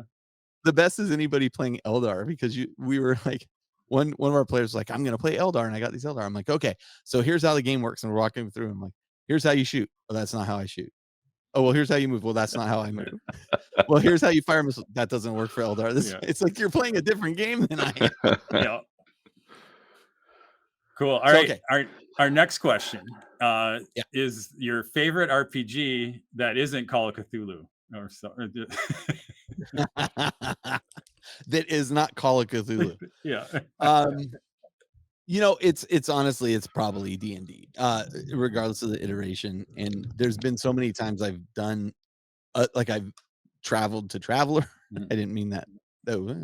I've played Traveler. I've played, as I said, Gamma World. I've got Dark Heresy. I've got like everything that 40K came out with, the Black Crusade, Dark Heresy, all those. They're great. I do play Call of Cthulhu, obviously, but I think I always go back to D&D. Even now, I'm playing in a D&D campaign, right? And so, um, regardless of where I stray and where I go, I usually come back to my roots in one way or another. So it's probably D&D in general. Yeah. Cool. So related question. So I know you do DM quite a bit. Is Mhm. your style, are you a prepper or are you kind of a wing it kind of person? Oh, I'm a prepper. I'm a big time prepper. I'm not. Every time I've tried to wing a lot of things, I find that I leave the players with too many choices, and most of the players that I play with, um, unless they're presented with a very like clear, hey, here's what maybe you have a couple choices between what you want to do, they get kind of lost and they're like, well, what are we supposed to do now? I'm like, what do you want to do? It never seems to work out. To that end, actually, let me tell you the story real quick about we went to a game convention out here called DundraCon one year, and a bunch of my friends and I joined we got into a D&D game together, and it was being run by this gal, and it was her first time really running in that environment. She'd run for some friends and stuff before, and her buddy was there to help her out in case she needed, she could ask him for help. But she was great. And it was so funny because it was, you have 4 hours to play or 6 hours or whatever it was to play this game. And she was the adventure was literally the princess has been captured by this evil wizard. The king, we're in the king talking to the king. Oh yeah, I want you to go rescue the wizard. Here's this letter from the evil wizard. And he has the princess over in this tower. And he's like, I've kidnapped the princess and blah, blah, blah. Why have I done this? Because I'm evil. That's why. And we're like, oh, okay, we just got to go over there. And it was like, it was so funny because it was so like basic and stereotypical but it was done so tongue in cheek. It was fantastic. I don't remember who the gal was that was running it, but she was great. It was so fun. What is the best piece of hobby advice you've ever received? Dave Taylor once told me, don't be afraid to use a drill on your Titan. But I don't know if that qualifies as the best piece of hobby advice I've ever received. I think the best piece of hobby advice I ever got was like, don't let the pursuit of perfection get in the way of having fun. Like, so I when I paint my models and such, when I'm not paying somebody to paint them for me, because I've been known to commission a few armies out. But when I actually do my own work, like I get to a point where I'm like, that's good enough. I don't feel like I need to elevate this to a crazy level. I get it. So it looks great on the table, and I'm off and playing. And there may be a centerpiece that I'm going to spend a little more time on and work a little harder on. But even there, like, I don't know how these golden demon guys do it. And gals, I should say. Like, I don't know how they like I've sat down and said, I'm going to paint this thing as good as I can paint. And then at a certain point, I'm like, yeah, I'm done. Like, this is good. I don't need to, I could do it. Nah, I'm good. So I really commend those people. But so for me, it's don't let the pursuit of perfection and something get in the way of just, as long as you like it, like that's what really matters. Right. And yeah, so that's the thing that keeps me actually moving forward. Yeah, that's kind of that. I love holding it about 3 feet away from me, in natural light and just being like, okay, that looks good. Not like Yeah, and I've actually become, start getting it up here. I'm like, I hate this, but take it the that 3 minute I feet take a away. picture of it, I'm like, how does Yeah. this look so terrible when I took a picture of this? It looked great when I look at it. And to that end, I've really embraced like what they're calling now the slap chop method. And I recognize there's all kinds of controversy. Oh, we used to do that and it was called this or whatever it's currently called. It gets a model on the table relatively quickly and good enough that I'm like, this is fantastic. I'm in. Yeah, no, that commission option too. I've recently started doing a bit of that with stuff too. It's just to get stuff painted to play. Like, and sometimes, I mean, not to sound hoity-toity about it, but like it's at a certain point, you're making a certain amount of money, and then your time is worth more in pursuing the things that you want to do. And if playing with a painted army is what I want to do, and I don't really have the time, but I do have the funds available. My time is worth more than the cost of having Right. the army painted for me. Yeah. And so, that's the route I'll go.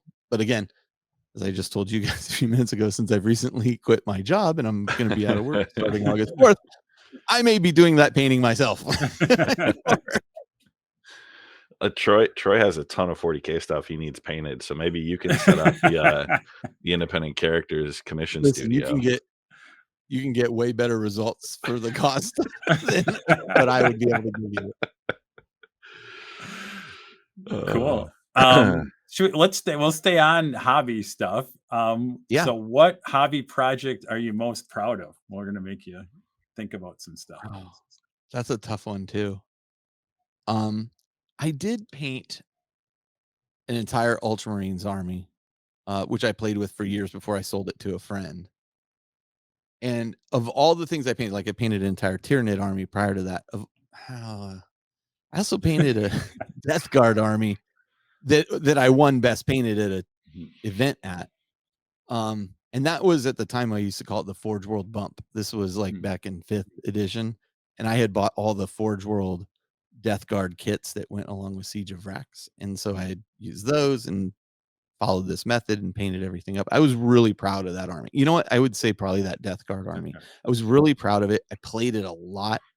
I got a lot of compliments on it, and I loved the way the army played at that time was just super, super fun. And Typhus was one of my favorite characters of all time at that point.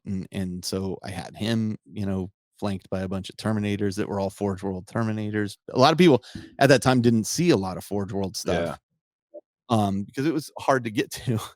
And so I was really, really pleased with that army. And I played it for a long time. And I was super excited when Death Guard were getting revamped last edition, and then they became so popular. I'm one of these people that are like, if it's popular, I don't really want to do that anymore. My Ultramarines army, I was also really proud of because, first off, it was one of the brighter armies I had ever painted at that point. But also, I had taken some steps to kind of take things to the next level for me. And at the time, nobody played Ultramarines. Like, they were ridiculed all the time. Oh, it's Ultramarine, and they still are. But like at that time, like I remember going to Adepticon, pulling out my army, and people would walk by and go, "Oh my god, it's actually an Ultramarines army!" Like, because nobody was actually playing them. This was before they got some really good traits that would go with them, and all of a sudden everybody was playing them. But there was a time where they were just mocked and ridiculed, but I was like, I think they're really cool. I was really happy with that army too. So, but I have to say my Death Guard. Sorry, I know my words are long-winded.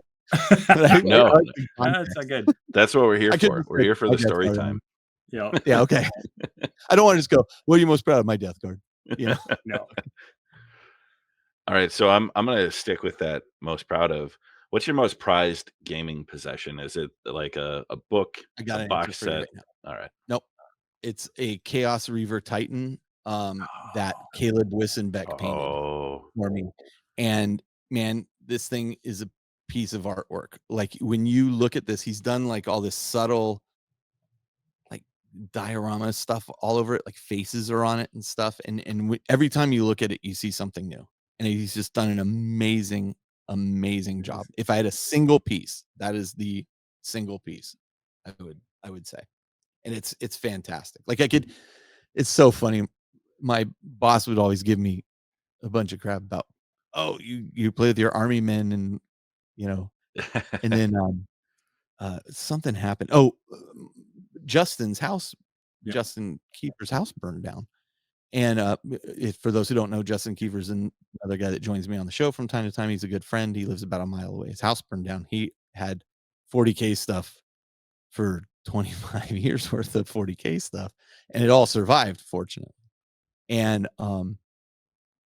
it just I was trying to explain to my boss that my friend's house burned down, and she was like kind of laughing when I'm like, the firefighters, like, all this stuff made it, and she's like, oh, okay. And I go, hey, imagine she like bids on Disney stuff, and this is like the no joke Disney stuff. Like, they're doing a documentary about people that buy this Disney stuff, and she's going to be in the documentary. and it is like, oh, Dumbo the original Dumbo ride car is selling for $500,000. She's like, God, I really want it. I'm like, you have $500,000? She's like, not. She's like, no. And I'm like, okay. But I mean, she's looking at like that level. So I go, imagine if that stuff all burned down. She's like, well, that's those you. I'm like, okay, this stuff. I got this piece that this guy painted for me. It's a $700 model, $1,000. I don't remember what it costs to buy a Titan there, but it's probably easily worth $5,000-$6,000 at this point. It's irreplaceable in my mind because it's Priceless, a piece of artwork. Yeah. It's priceless, you know. Yeah, Caleb's one of the like painting masters. If we were gonna have like an art museum of miniature painting, he's got a wing. Yeah. And in fact, he and Kat, like I was just chatting with Kat, his business partner for many years, and she's like, we want to come down for a hobby day. I'm like, yeah, good. I need you to show me how to paint these Night Lords he painted for my wife, because my wife totally is getting into a Night Lords army at this point. Yeah. When your wife wants to do something like that, you encourage it. Yeah. Cause I think it was before Shell got that. I think she has a kill team, right? That Caleb did. And I think I had taken a class with him when I was airbrushing classes, and we was goofing around. And I remember him kind of like messing around. He's like, oh yeah, I got this idea to like airbrush lightning bolts, you know, and we're like, what? Like a little, and They look like, so good. Oh yeah. And I'm like, I don't know if we can replicate this, Shell.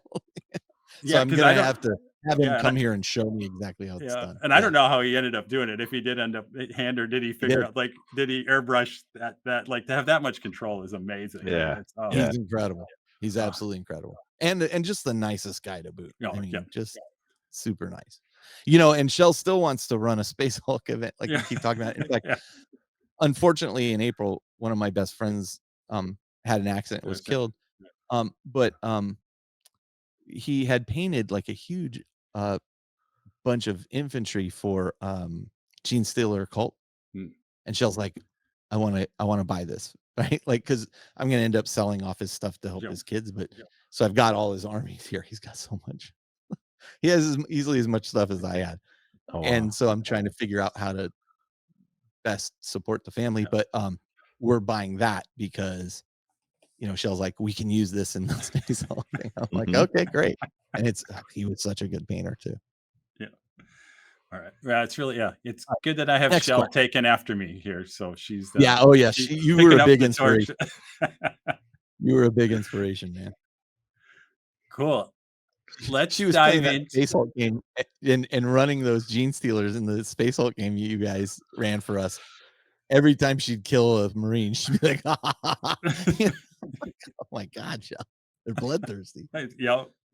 All right. Well, let's go with of power armor. Flesh under power armor tastes better. Cool. So let's go down that road of your best convention experience. And it doesn't have to be Space Hulk at Adepticon, but hands down Adepticon. And there is, and listen, not blowing smoke up your nostrils or wherever we're gonna blow smoke. Dead serious. Like every year we want to do that Space Hulk thing.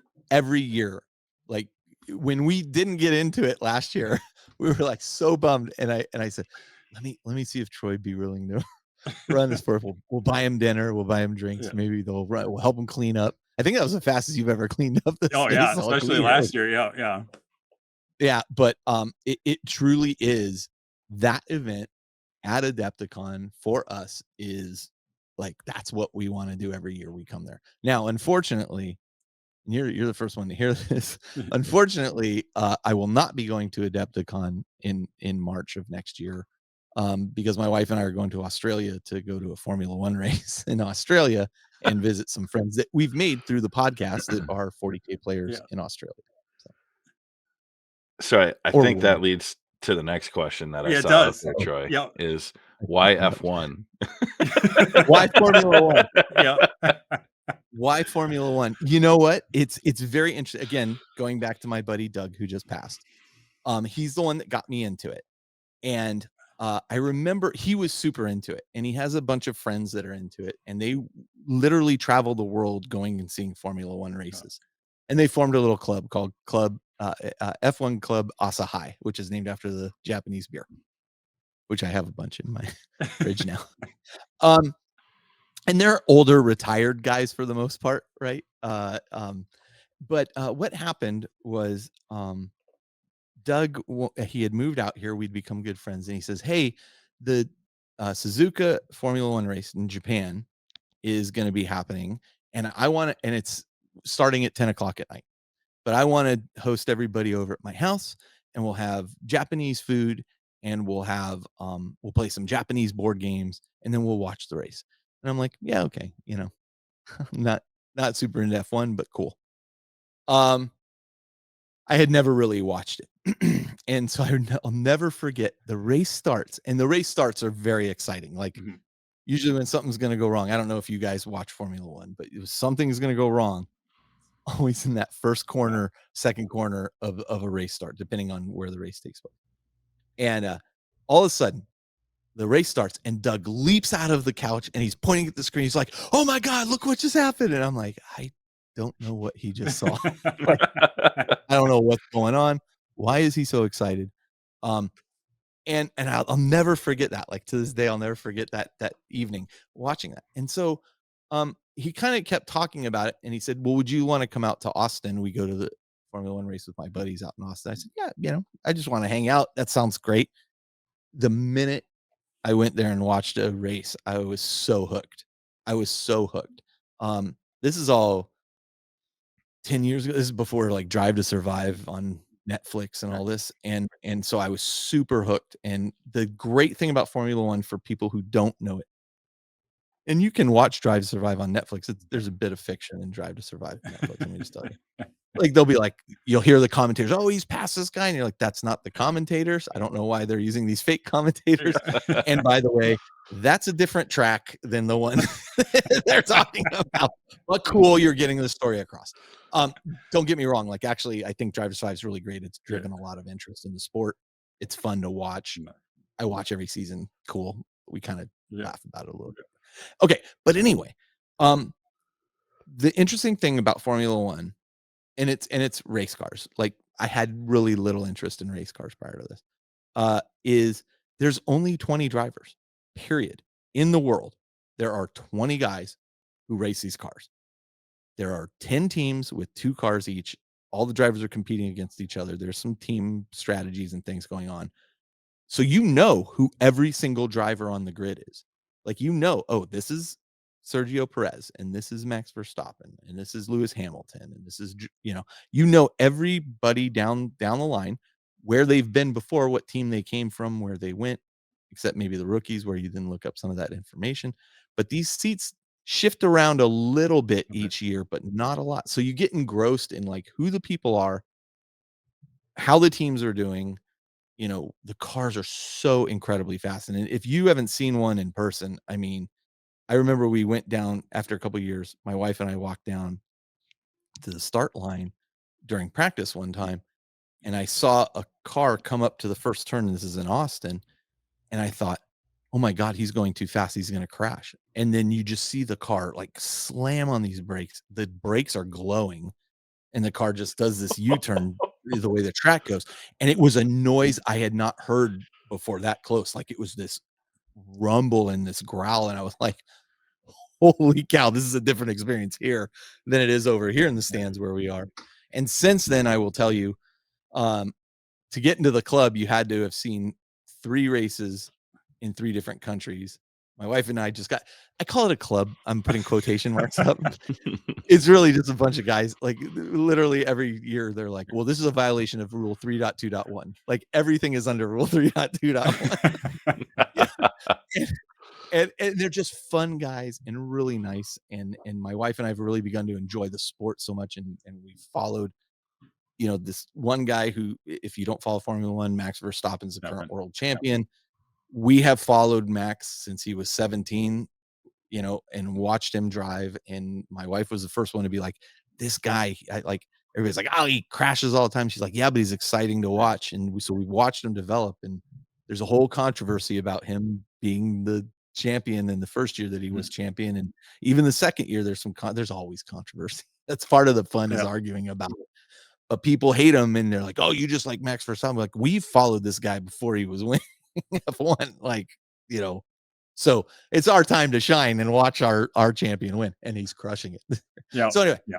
long story short, that's why F1. It's incredibly engaging, and Drive to Survive has magnified the sport incredibly. Like, and like anything, there can be people who are like kind of gatekeepy, and they're like, "Oh, you're just here because Drive to Survive. You're not a true race fan." It's like, let them learn. Like, show them why there's things here that are silly, but this is what it's really about. And don't block.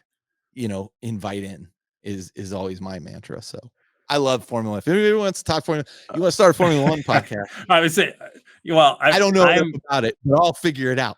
Yeah.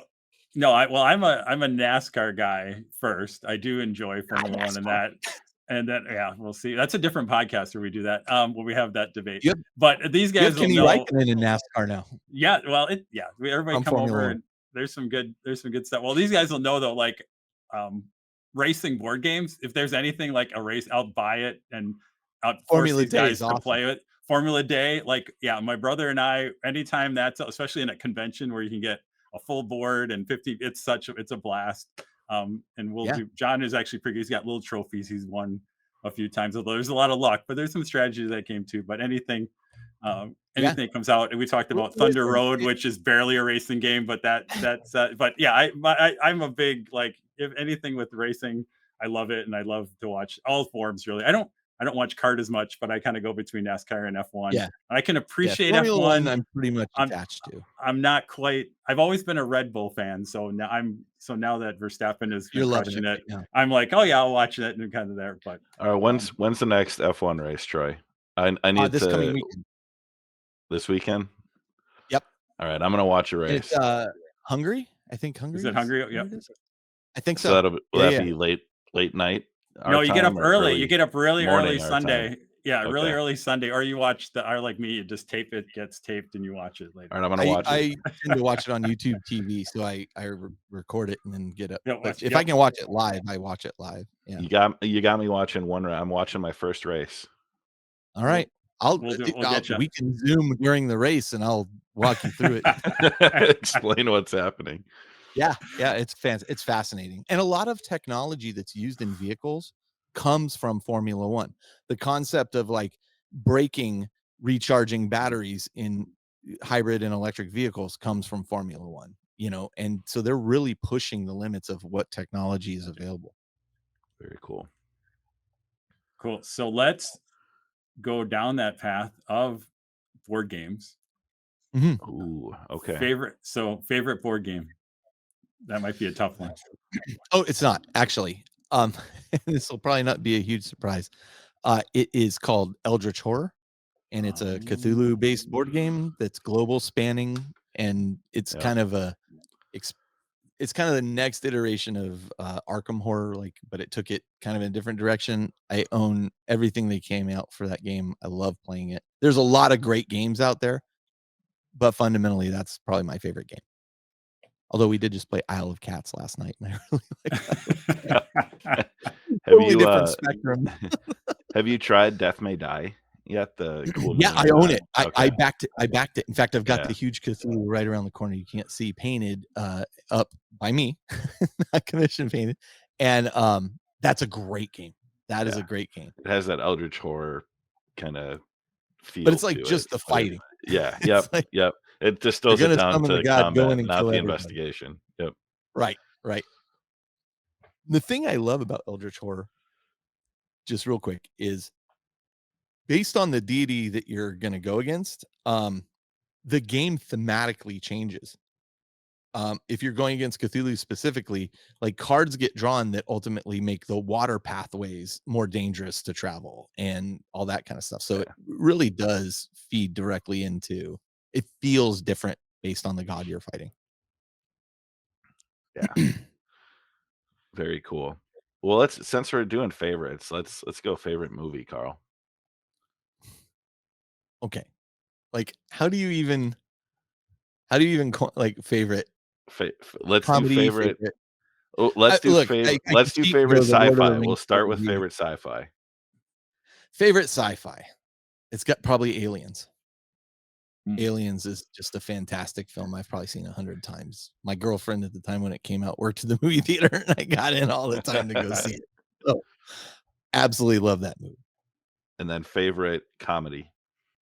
I'm a huge comedy fan, and there's a lot of good comedies out there, but the one that I quote all the time and that I just really I enjoy probably more than I should have is The Other Guys with Mark Wahlberg and Will Ferrell, where they're the cops. And I mean, yeah. it's just every piece of humor in that hits my funny bone for some reason. And so that's of recent comedies. That's probably that was many years ago.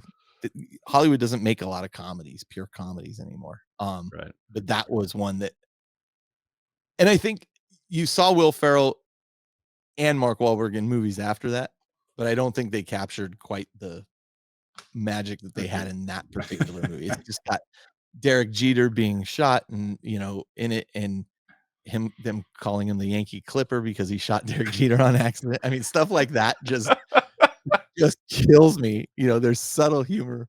There's an argument about if I was a lion, I'm a lion, but I don't remember, but I'm like a fish, and I'd come on land, and I'd develop this process to hunt you down. It's like, what are you talking about? It's awesome. I love it. I absolutely love every piece of that movie. And then if you go fantasy, Lord of the Rings is the easy answer there. Which one? It's all one movie. But Just I will a 9 say, hour straight viewing. Yep. yeah, I will say the most recent Dungeons and Dragons movie was fantastic. It's a lot of fun. Absolutely just enjoyable. My wife, who really doesn't know a whole lot about D&D, she's played a few times, but and she doesn't like movies. She does not like, she likes television series. Yeah. She came out of that movie going, that was a really fun movie. And I'm like, I know. Yep. Same here. My wife Yep. really enjoyed it. My 11-year-old son loved it. He hasn't played D&D yet, but now he's starting to ask questions about it. So I'm like, all right, mission accomplished. I think the movie struggled a bit to gain traction because they slapped the Dungeons and Dragons title on it. And one, there's still a stigma to it. But two, people thought well, I don't know anything about Dungeons and Dragons. I'm not going to understand this. I had a friend tell me that, a work friend. And I'm like, you don't need to know anything about it. Go see it. It's fantastic. Yeah. It's a great adventure movie with some comedy and for sure. Yep. Oh, so good. The comedy in it's great too. I think Chris Pine's fantastic. I think I like all the Chris's. Like Hemsworth, Pine, Pratt. I think they're all great. Cool. So let's clean up we have a couple more hobby questions. Maybe we'll swing back here. And what do you favorite thing to listen to while you hobby? Or maybe you watch TV. I don't know what you do. No. Let me tell you right now about the greatest book series of all time. And I'm not even joking. And this is going to sound so stupid, but I'm telling you, there's an audiobook series out there right now, and they're about to come out with the 6th edition, the 6th one in September. And I back the author through Patreon, and it's called Dungeon Crawler Carl. You can guess why I downloaded it initially, right? I was like, how can I not check this out? The premise is super stupid. This guy, I don't want to ruin anything, but he's stuck in a dungeon. He's just wearing his boxer shorts and a leather jacket, and he's got his cat with him, and the cat basically becomes sentient at one point and can talk to him. Sounds stupid. I get it. Sounds completely ridiculous. I read the back. I'm like, this is going to be the dumbest thing ever. Did you not? The greatest series of all time. I am literally going through my second listen through right now. I'm on book 4 because I know book 6 is coming out soon. I have recommended this book to all my friends. Some, like my friend Jody, who's a literary snob, won't read 40K books. He's listened to this. He's like, this is the greatest thing ever. John French, who's an author for Black Library. I have about a bi-weekly call with John and a friend of ours, Ed. And I got both of them. They're both authors. And I said, listen, I promise you, please give it a try. I know it sounds stupid. They're literally like, I'm on book 3. This is amazing. I'm on book 4. Our last call, which was last weekend, the entire call was about Dungeon Crawler Carl and how why it is structured so good and funny and just and you're wanting to know what's going to happen next. I kid you not. And please, if you listen to Audible books, I guarantee you it's one of the best read Audible books ever. The guy named Jeff Hayes does the audio reading of it. And I thought, well, who's the woman that does the cat's voice? And like I kept trying to look, and then I found a video of Jeff Hayes reading, and he does all the voices on it. And he's insanely good. And I promise you guys, please listen to it. And here's what I'll tell you: if you don't like it, well, just the guys on the podcast, not anybody listening. If you don't like it, I will buy you a credit on Audible. And I know what I'm downloading the moment Audible. we're I'm done. just telling you, it is the best thing ever. It is so funny. There are literally parts where I have just stopped in the street and laughed out loud. It's amazing. Absolutely. And the premise is dumb as hell, but it actually goes pretty deep. It's good. Really good. I'll have to check it out. I am literally just in between, so I might have to I have 3 hours left in my current listen, and when you listen to it, like get through the first 5-6 chapters and then message me. All right. And you're gonna be like, okay, I'm in. The cat is the funniest thing. And by the way, the cat's name is Princess Donut. If I can add that. All right, we might have another BoD book club entry here. So I'm in. Please let me join you. I will talk about this all day. We just talked about it on my show. I'm like, we actually just did. We don't do it on the podcast. Well, we did a spoiler full version of We Just Read Shadow of the Gods by John Gwynn, and then we had a few of us. What did we get? 3? We got 3 people at least. Yep. It's like 3 to do a little bit of a full spoiler. We'll see if I might release that audio at some point. But like John French, published author John French is like, this is the best thing ever. I can't wait for this. And he's like, the writer is really clever. The way he's done this is very smart. Like, I think it's very interesting. I was really hesitant to suggest it to them because they are published authors, and I'm like, I'm like, but I believe in this like wholeheartedly. Oh wow! My mother just listened to the whole series, and she's listening to it a second time. Like everybody I've introduced it to is like, this is great. So that's what I listen to. Not just that, but I tend to listen to audiobooks. Fantastic. Long story short, audiobooks. I don't listen to other 40K podcasts. I will say that because I don't want them to. I don't want to follow in the footsteps. Like I don't want to get an idea and not think it wasn't my idea. I just avoid them. I do occasionally listen to the 40K Badcast, which is real adult themed, but mostly because Campbell and Dan are friends of mine and they're funny. So I believe they're also on the Goonhammer network. I believe they are. Yes. Yeah. Just like, we got in there thanks to our friend Raph. So we're trying to go on their coattails to get a few more listeners together. So yeah, they're great guys. Awesome. All right. Well, we'll do this one. Des, you want to hit the hobby one here? I have the favorite paint color. We'll ask you what your favorite paint color is. Like a dark blue. Blue is so easy to paint. Blue is so easy to paint in comparison to like a red. Like for me, red has to be like the perfect shade of red, and it's hard to hit sometimes. Blue and like purples are really my favorites. So let's expand that one though. And what brands are you really liking working with now? Well, I gotta tell you, I tend to use whatever I have in my hobby set. Like I was using Vallejo paints a lot.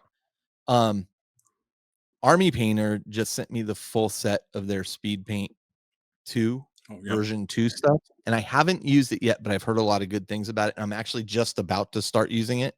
I'm very interested in Army Painter. I've had really good success with just the Army Painter normal colors, so I'm looking forward to their Speed Paints and seeing how well these work for me. So I mean we'll see how those come out. Brent from Goobertown Hobbies went over there and met with them, and they had him testing them and stuff. And honestly, I met Brent a number of times, and I think that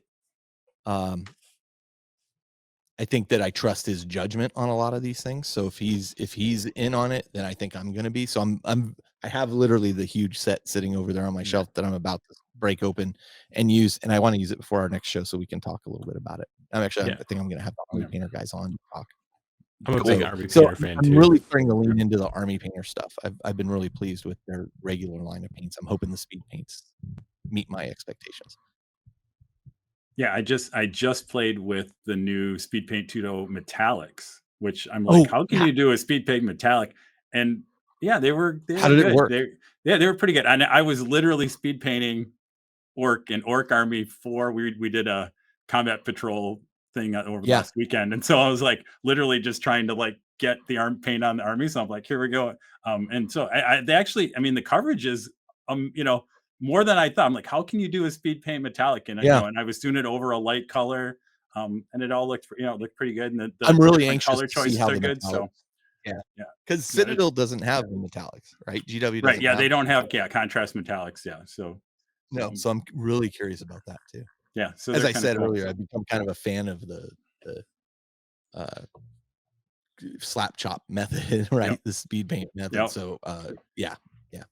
Well, if you ever need another paint to try, I'm a unofficial spokesman for the Pro Acryl stuff from Monument. Oh yeah, it's heard a lot of great amazing stuff about that. Incredible. Yeah, their transparent white is the truth, like for painting white.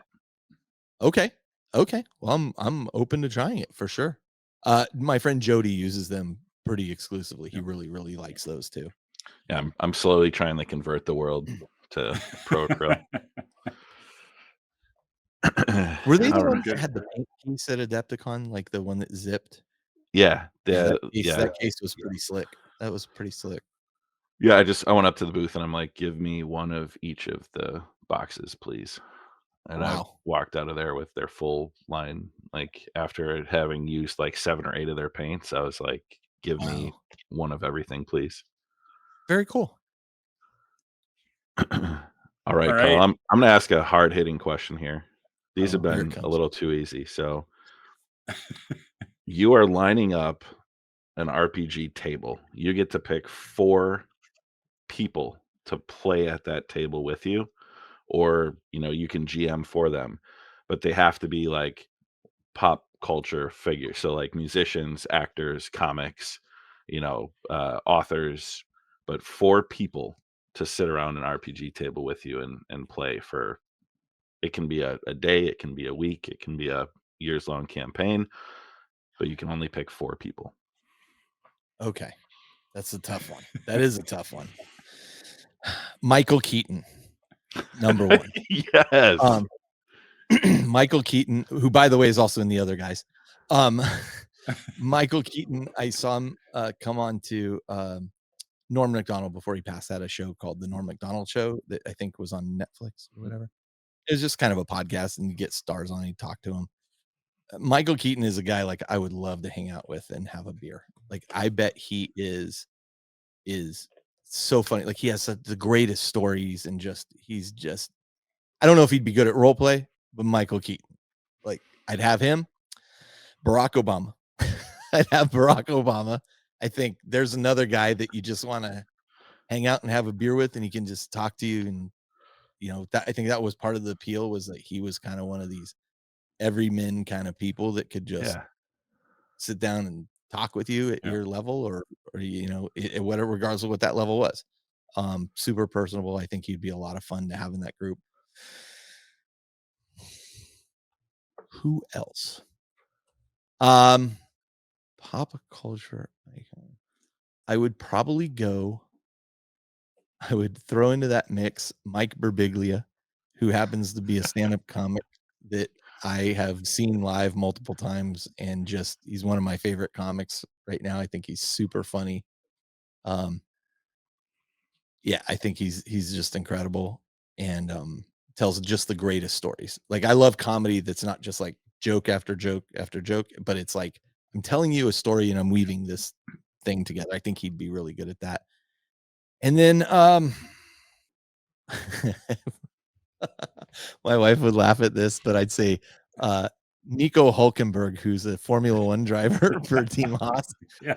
And I always joke about Nico Hulkenberg because, first off, he seems like a pretty cool guy, but he's also super good looking. Like he's just like super good looking guy. And I'm like, I call him Nico Hulkenberg because he's so good looking. I'm just like, every time he comes on, my wife's like, "Oh, there's your boyfriend." And I'm like, look at how green he is, you know. Yeah. Chris Hemsworth is up there too, man. Listen. Yeah. I'm a straight arrow guy, you know, but Nico Hulkenberg or Chris Hemsworth, you know, if I had to be stuck on a desert island with a guy, I'd probably fantastic. yeah, you know, I think. Oh man, hang on. Let me back that up. In all seriousness, let's drop Nico Hulkenberg just because he's good looking. Let's go with Chris Pine. He was great in D&D. I think he was very, very funny. I watched them play D&D. I don't think he was really into D&D. No, but I think he's got like a charisma. Like he was fantastic in the Wonder Woman movies. You know, Yeah. I thought he was. Listen, the second Wonder Woman movie was terrible, but he was funny. So I'll go with those four. I love it. That's a great table. A tough question. Yeah. I was trying to think at first I was going, what if I just got all supermodels? That'd be a streaming hit. You'd get thousands of views. Yeah. My wife's not a pop icon, so I can't say her. I like how you nixed me out of like real like people, you know, family. Yeah. We had to make it this is a wish list. A celebrity thing. Yeah. All right. I think I'll do a little bit of lightning round. Again, your answers don't need to be quick, but we'll ask we'll go through it. We have some 40K related questions we'll run through here. Go. So Henry Cavill's 40K project, wherever that may be, should it be Inquisitor or Heresy, or what do you think he should do? I think you should do Inquisitor. Certainly not Heresy. I think Inquisitor is the most accessible for most people who are not into 40K, and it would also be probably less expensive than doing something like Space Marines, which are going to be incredibly expensive to render. That's my thought. And by the way, I'm a huge Henry Cavill fan. I should have said Henry Cavill. I'm a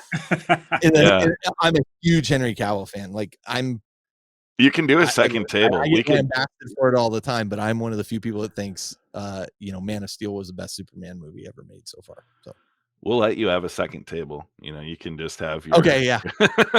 I've run games as many as 8 people, so I could fit a couple more. And the rest are supermodels. Yeah.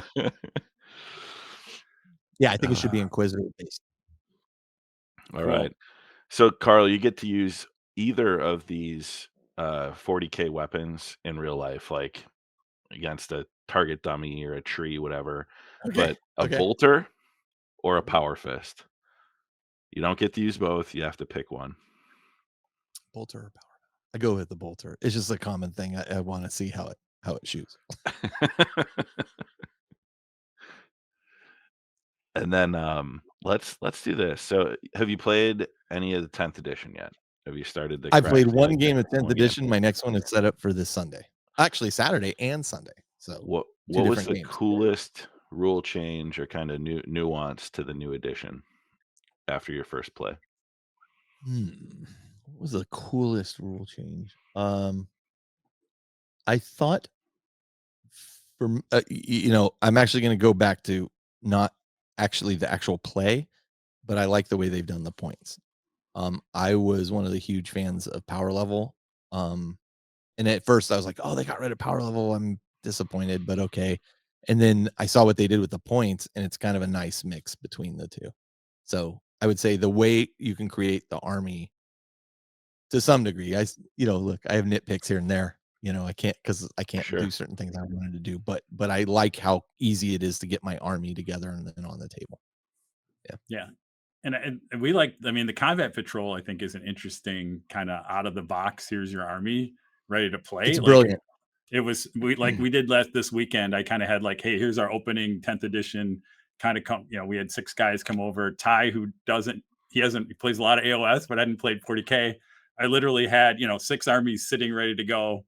They could rock up. Yeah. Another guy who hasn't played a lot of that, but I think let's just rock up. Let's just play. and Yep. I get to play 40K again. I may not, get back into it, but it was an easy way to just sit, have a fairly balanced army, jump through. I mean, you And guys I think you'll read the see, rules like, in half an combat hour and patrol jump back event. in. Yep. I think you'll see combat patrol events at like Adepticon and stuff. Why wouldn't Yep. Everybody knows what everybody's bringing, and All right, Troy.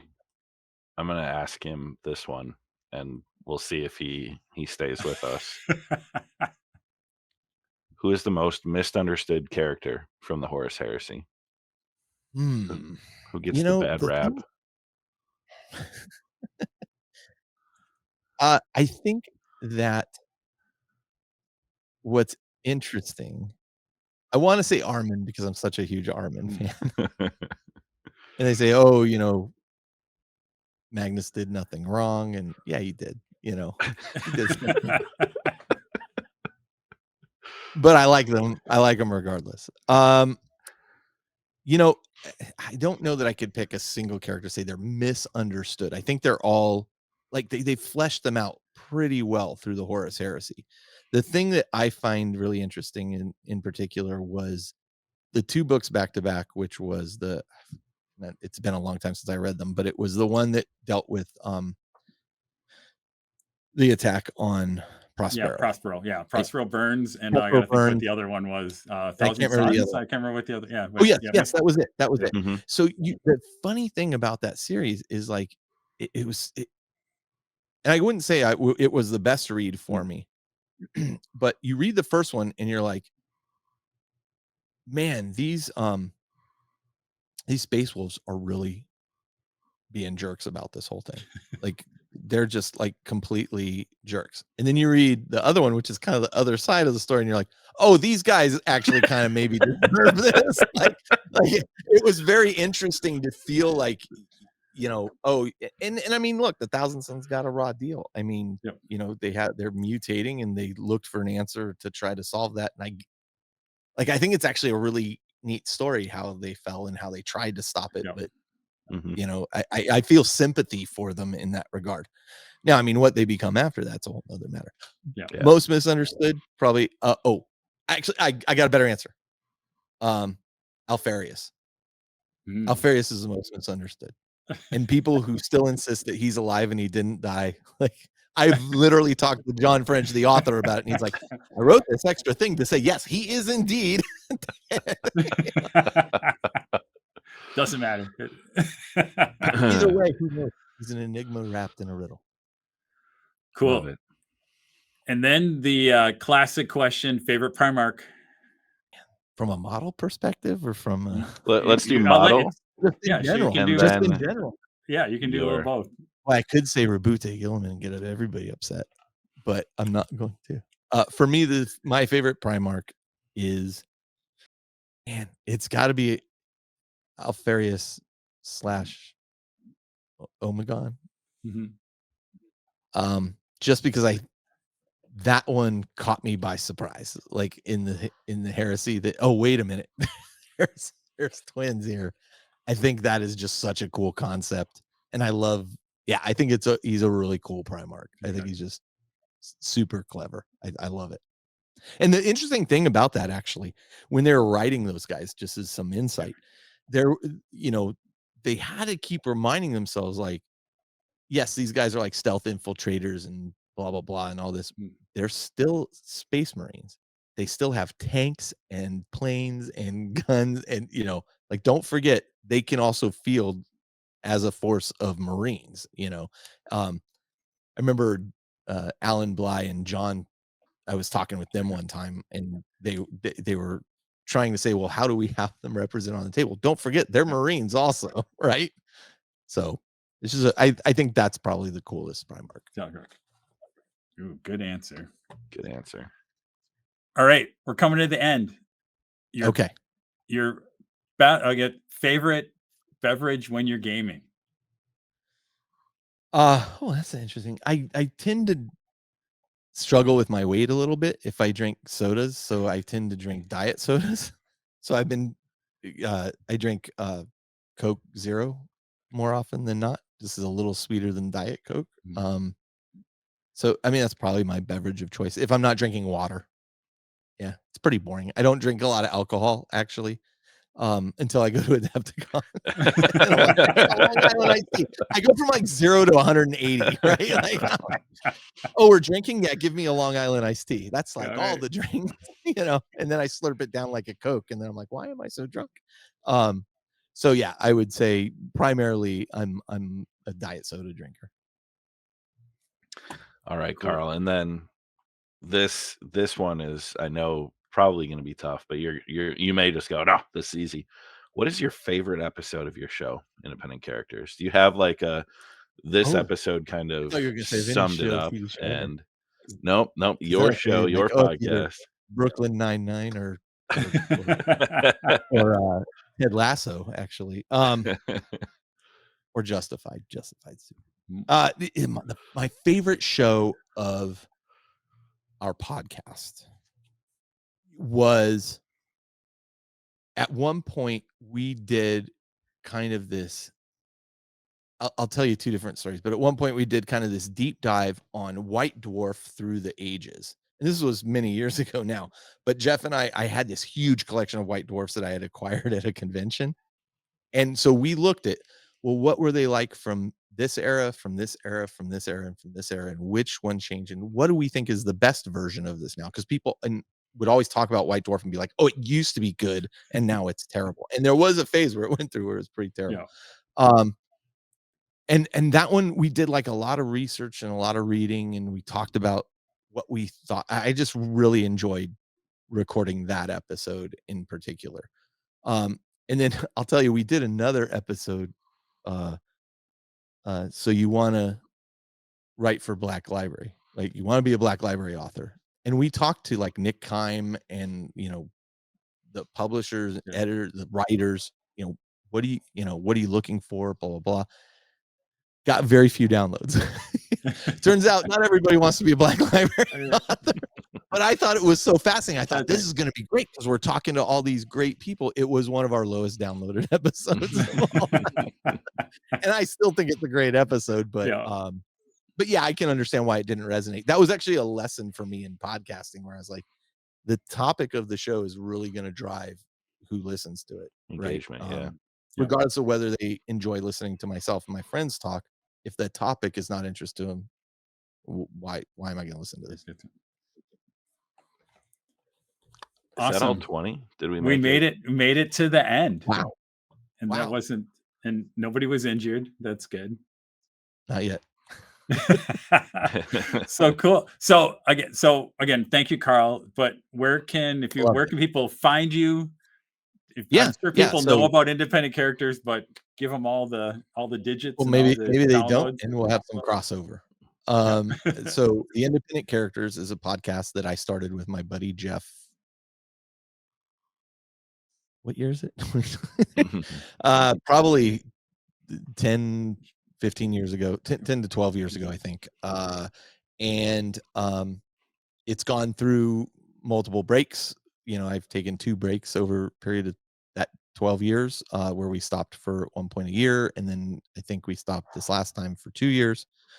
But we are back. It is not my buddy Jeff any longer, who has moved, but right now it's my buddy Josh, who has joined us as a permanent co-host on the show. And we're doing new video stuff as well. We're running stuff in YouTube.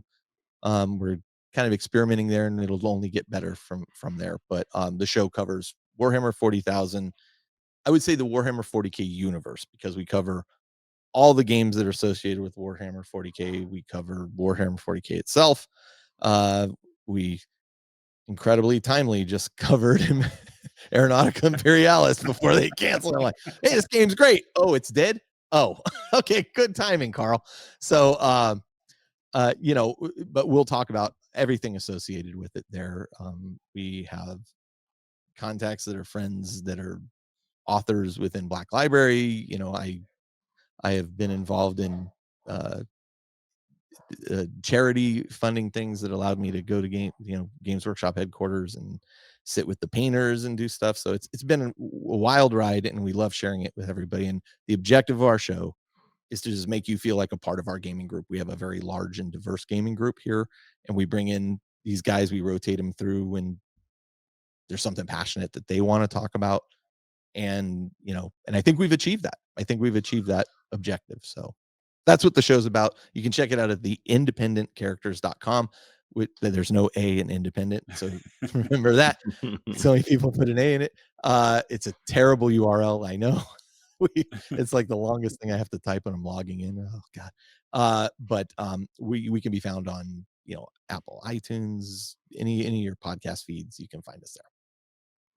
Awesome. Yeah. And thank you, Well, Carl. thank And you so again, much thank for you having me. for, I mean, you let us join you joined our gaming group in Adepticon Oh, every yeah. couple of years. And that's how we've kind of started And this you guys thing are the too. So I'd best. appreciate Like, it. So I really, really mean that. Like, we had the best time last year, and we were so thankful that you guys did that for us. And my wife got to play on the tier. Like, she was like, "Oh, I think I want to play on the Tyranid side of things." I'm like, okay. So No, you guys were really helpful. She loved it. It's a blast. I mean, you guys have a great group it's fun. It was a nice way to finish our Adept. We had run for about 3 days straight. We didn't have a lot of gas left for you guys, but you guys were a You guys pulled it great all out, audience, though. and it was a lot of fun. And with that, and so we appreciate it. I'm Thank sure you so we'll do much. it again in the future. Yes, for that. 2025. 2025. Oh, good. That gives me a couple years because I am kind of redoing. We're trying to get a new version of Space Hulk out. We'll see whether it premieres Oh, this amazing. year or next year. So Well, someday, we'll see Troy, how you're that going to have goes. to do a full set and do it like True Dungeon at the Oh, RPG oh boy. conventions, but True Hulk. True Hulk. That's right. I don't know. Yeah. Yeah, put people in armor. I don't know. Yep. That seems like a big project. I might need to retire or quit my job to do that. That'll be awesome. But no, Carl, thank you, man. I've been asking Troy, I think probably 3 or 4 years running, hey, when are you going to ask Carl if he'll come chat with us? Anytime. I love you guys, man. And thank you so much for having me. I really do appreciate it. And one of the great things about Adepticon is that you make friends, like this. And as I said, we're going to Australia. I'm going to miss Adepticon. That's the one point that I'm like, oh my God, why does this race have to be on this weekend? But this is a once in a lifetime trip for us. So we're going to go there, but I'm literally going from Sydney to Perth. I'm spending 3 weeks in Australia, and we're hanging out. My wife and I are hanging out with a family of a guy that, I met through doing the podcast and stuff. And we've wanted to meet for years. And so we're going to stay with them for a bit. So incredible. I'm looking forward to it. It's going to be awesome. Cool. All right. Thank you. And we will be back to wrap up the show after this. Take care.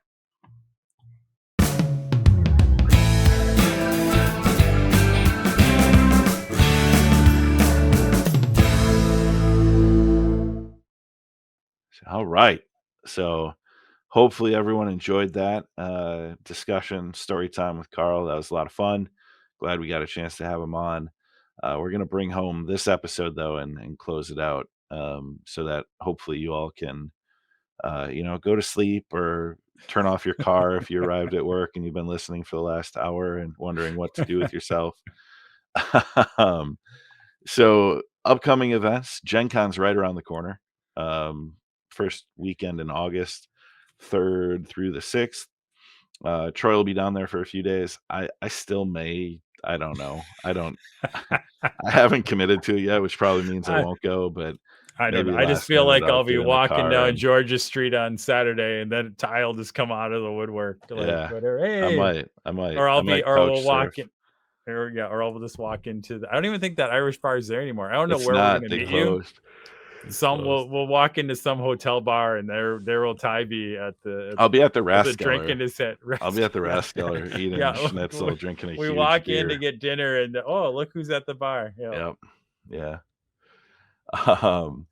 NashCon. So Bryce and Tom and I allegedly are still planning on at NashCon again. Email tonight about the app, whatever. Best Coast Pairings, BCP. So I texted Anthony and was chatting with him. So him and David Griffin will run the AOS tournament at NashCon, August 17th through the 20th. Dragonfall in the fall. Holy Wars in the fall, all kind of around October that 7th and 8th October. for Dragonfall, and then I think 2 weeks later is Game Hole. Yeah, Game Hole. So lots going on in the fall that we'll likely be at playing Yep. games, doing fun stuff. Trying to think what else is an event or news. It's like con and tournament season, so we'll be out there and active. Otherwise, I mean, you guys all know the drill, right? Like and subscribe. They're the buttons down at the bottom of your screen, left and right. Join the growing legion of Playin and Slayin fans that watch the YouTube videos. Or if you like it, you know, in your car, listening on the drive to work, continue to download iTunes, Spotify, all sorts of places, Google. I don't know what else, Troy. What is there? I There's don't even like know what exists anymore. Podcatcher. I don't think Stitcher went under actually, or something Yeah. like that. So, but yeah, everybody still gets it through iTunes. It's kind of funny Yeah. even though Spotify's a big thing. When you look at stats, it's still iTunes. iTunes is king. It's that Apple. Everybody's got Apple. You know, At Play and Slant Show on Twitter until Twitter dies, at which time we'll have to start up the show Instagram. I am on Instagram, but I am not yet. I haven't posted anything, but I'm at Play and Right. Slayin Ty on Instagram. So, you know, that's fun. And then I joined Threads. So we need to get the show on Threads too. We got to go meta, Troy. basementofdeath.com, all of our emails, but you know how to find us, and you know how to find the independent characters. Now go check out Carl and the guys. Incredible show. Awesome having him on to chat with us. Any final thoughts? Just want to thank Carl for joining us. It was a great conversation. Always great to hang when I get the chance to hang out with him at Adepticon, and it was great to get the chance to talk to him about non-wargaming and other stuff. We I'm watching talked about F1 the whole this gamut. weekend. So yeah. Next time on the show, we're going to talk about our favorite F1 drivers and right. And we'll have a results. new entry in the BoD library for sure. Yeah, indeed. Josh, any final thoughts from Teenage Mutant Ninja Turtles? All good here. You gonna watch that movie in August? The Seth Rogen Ninja Turtles movie coming out in August? Of course. So excited for that. Yeah. All right. We'll keep the dice rolling, the drinks on ice, and no matter what, keep playing and slaying.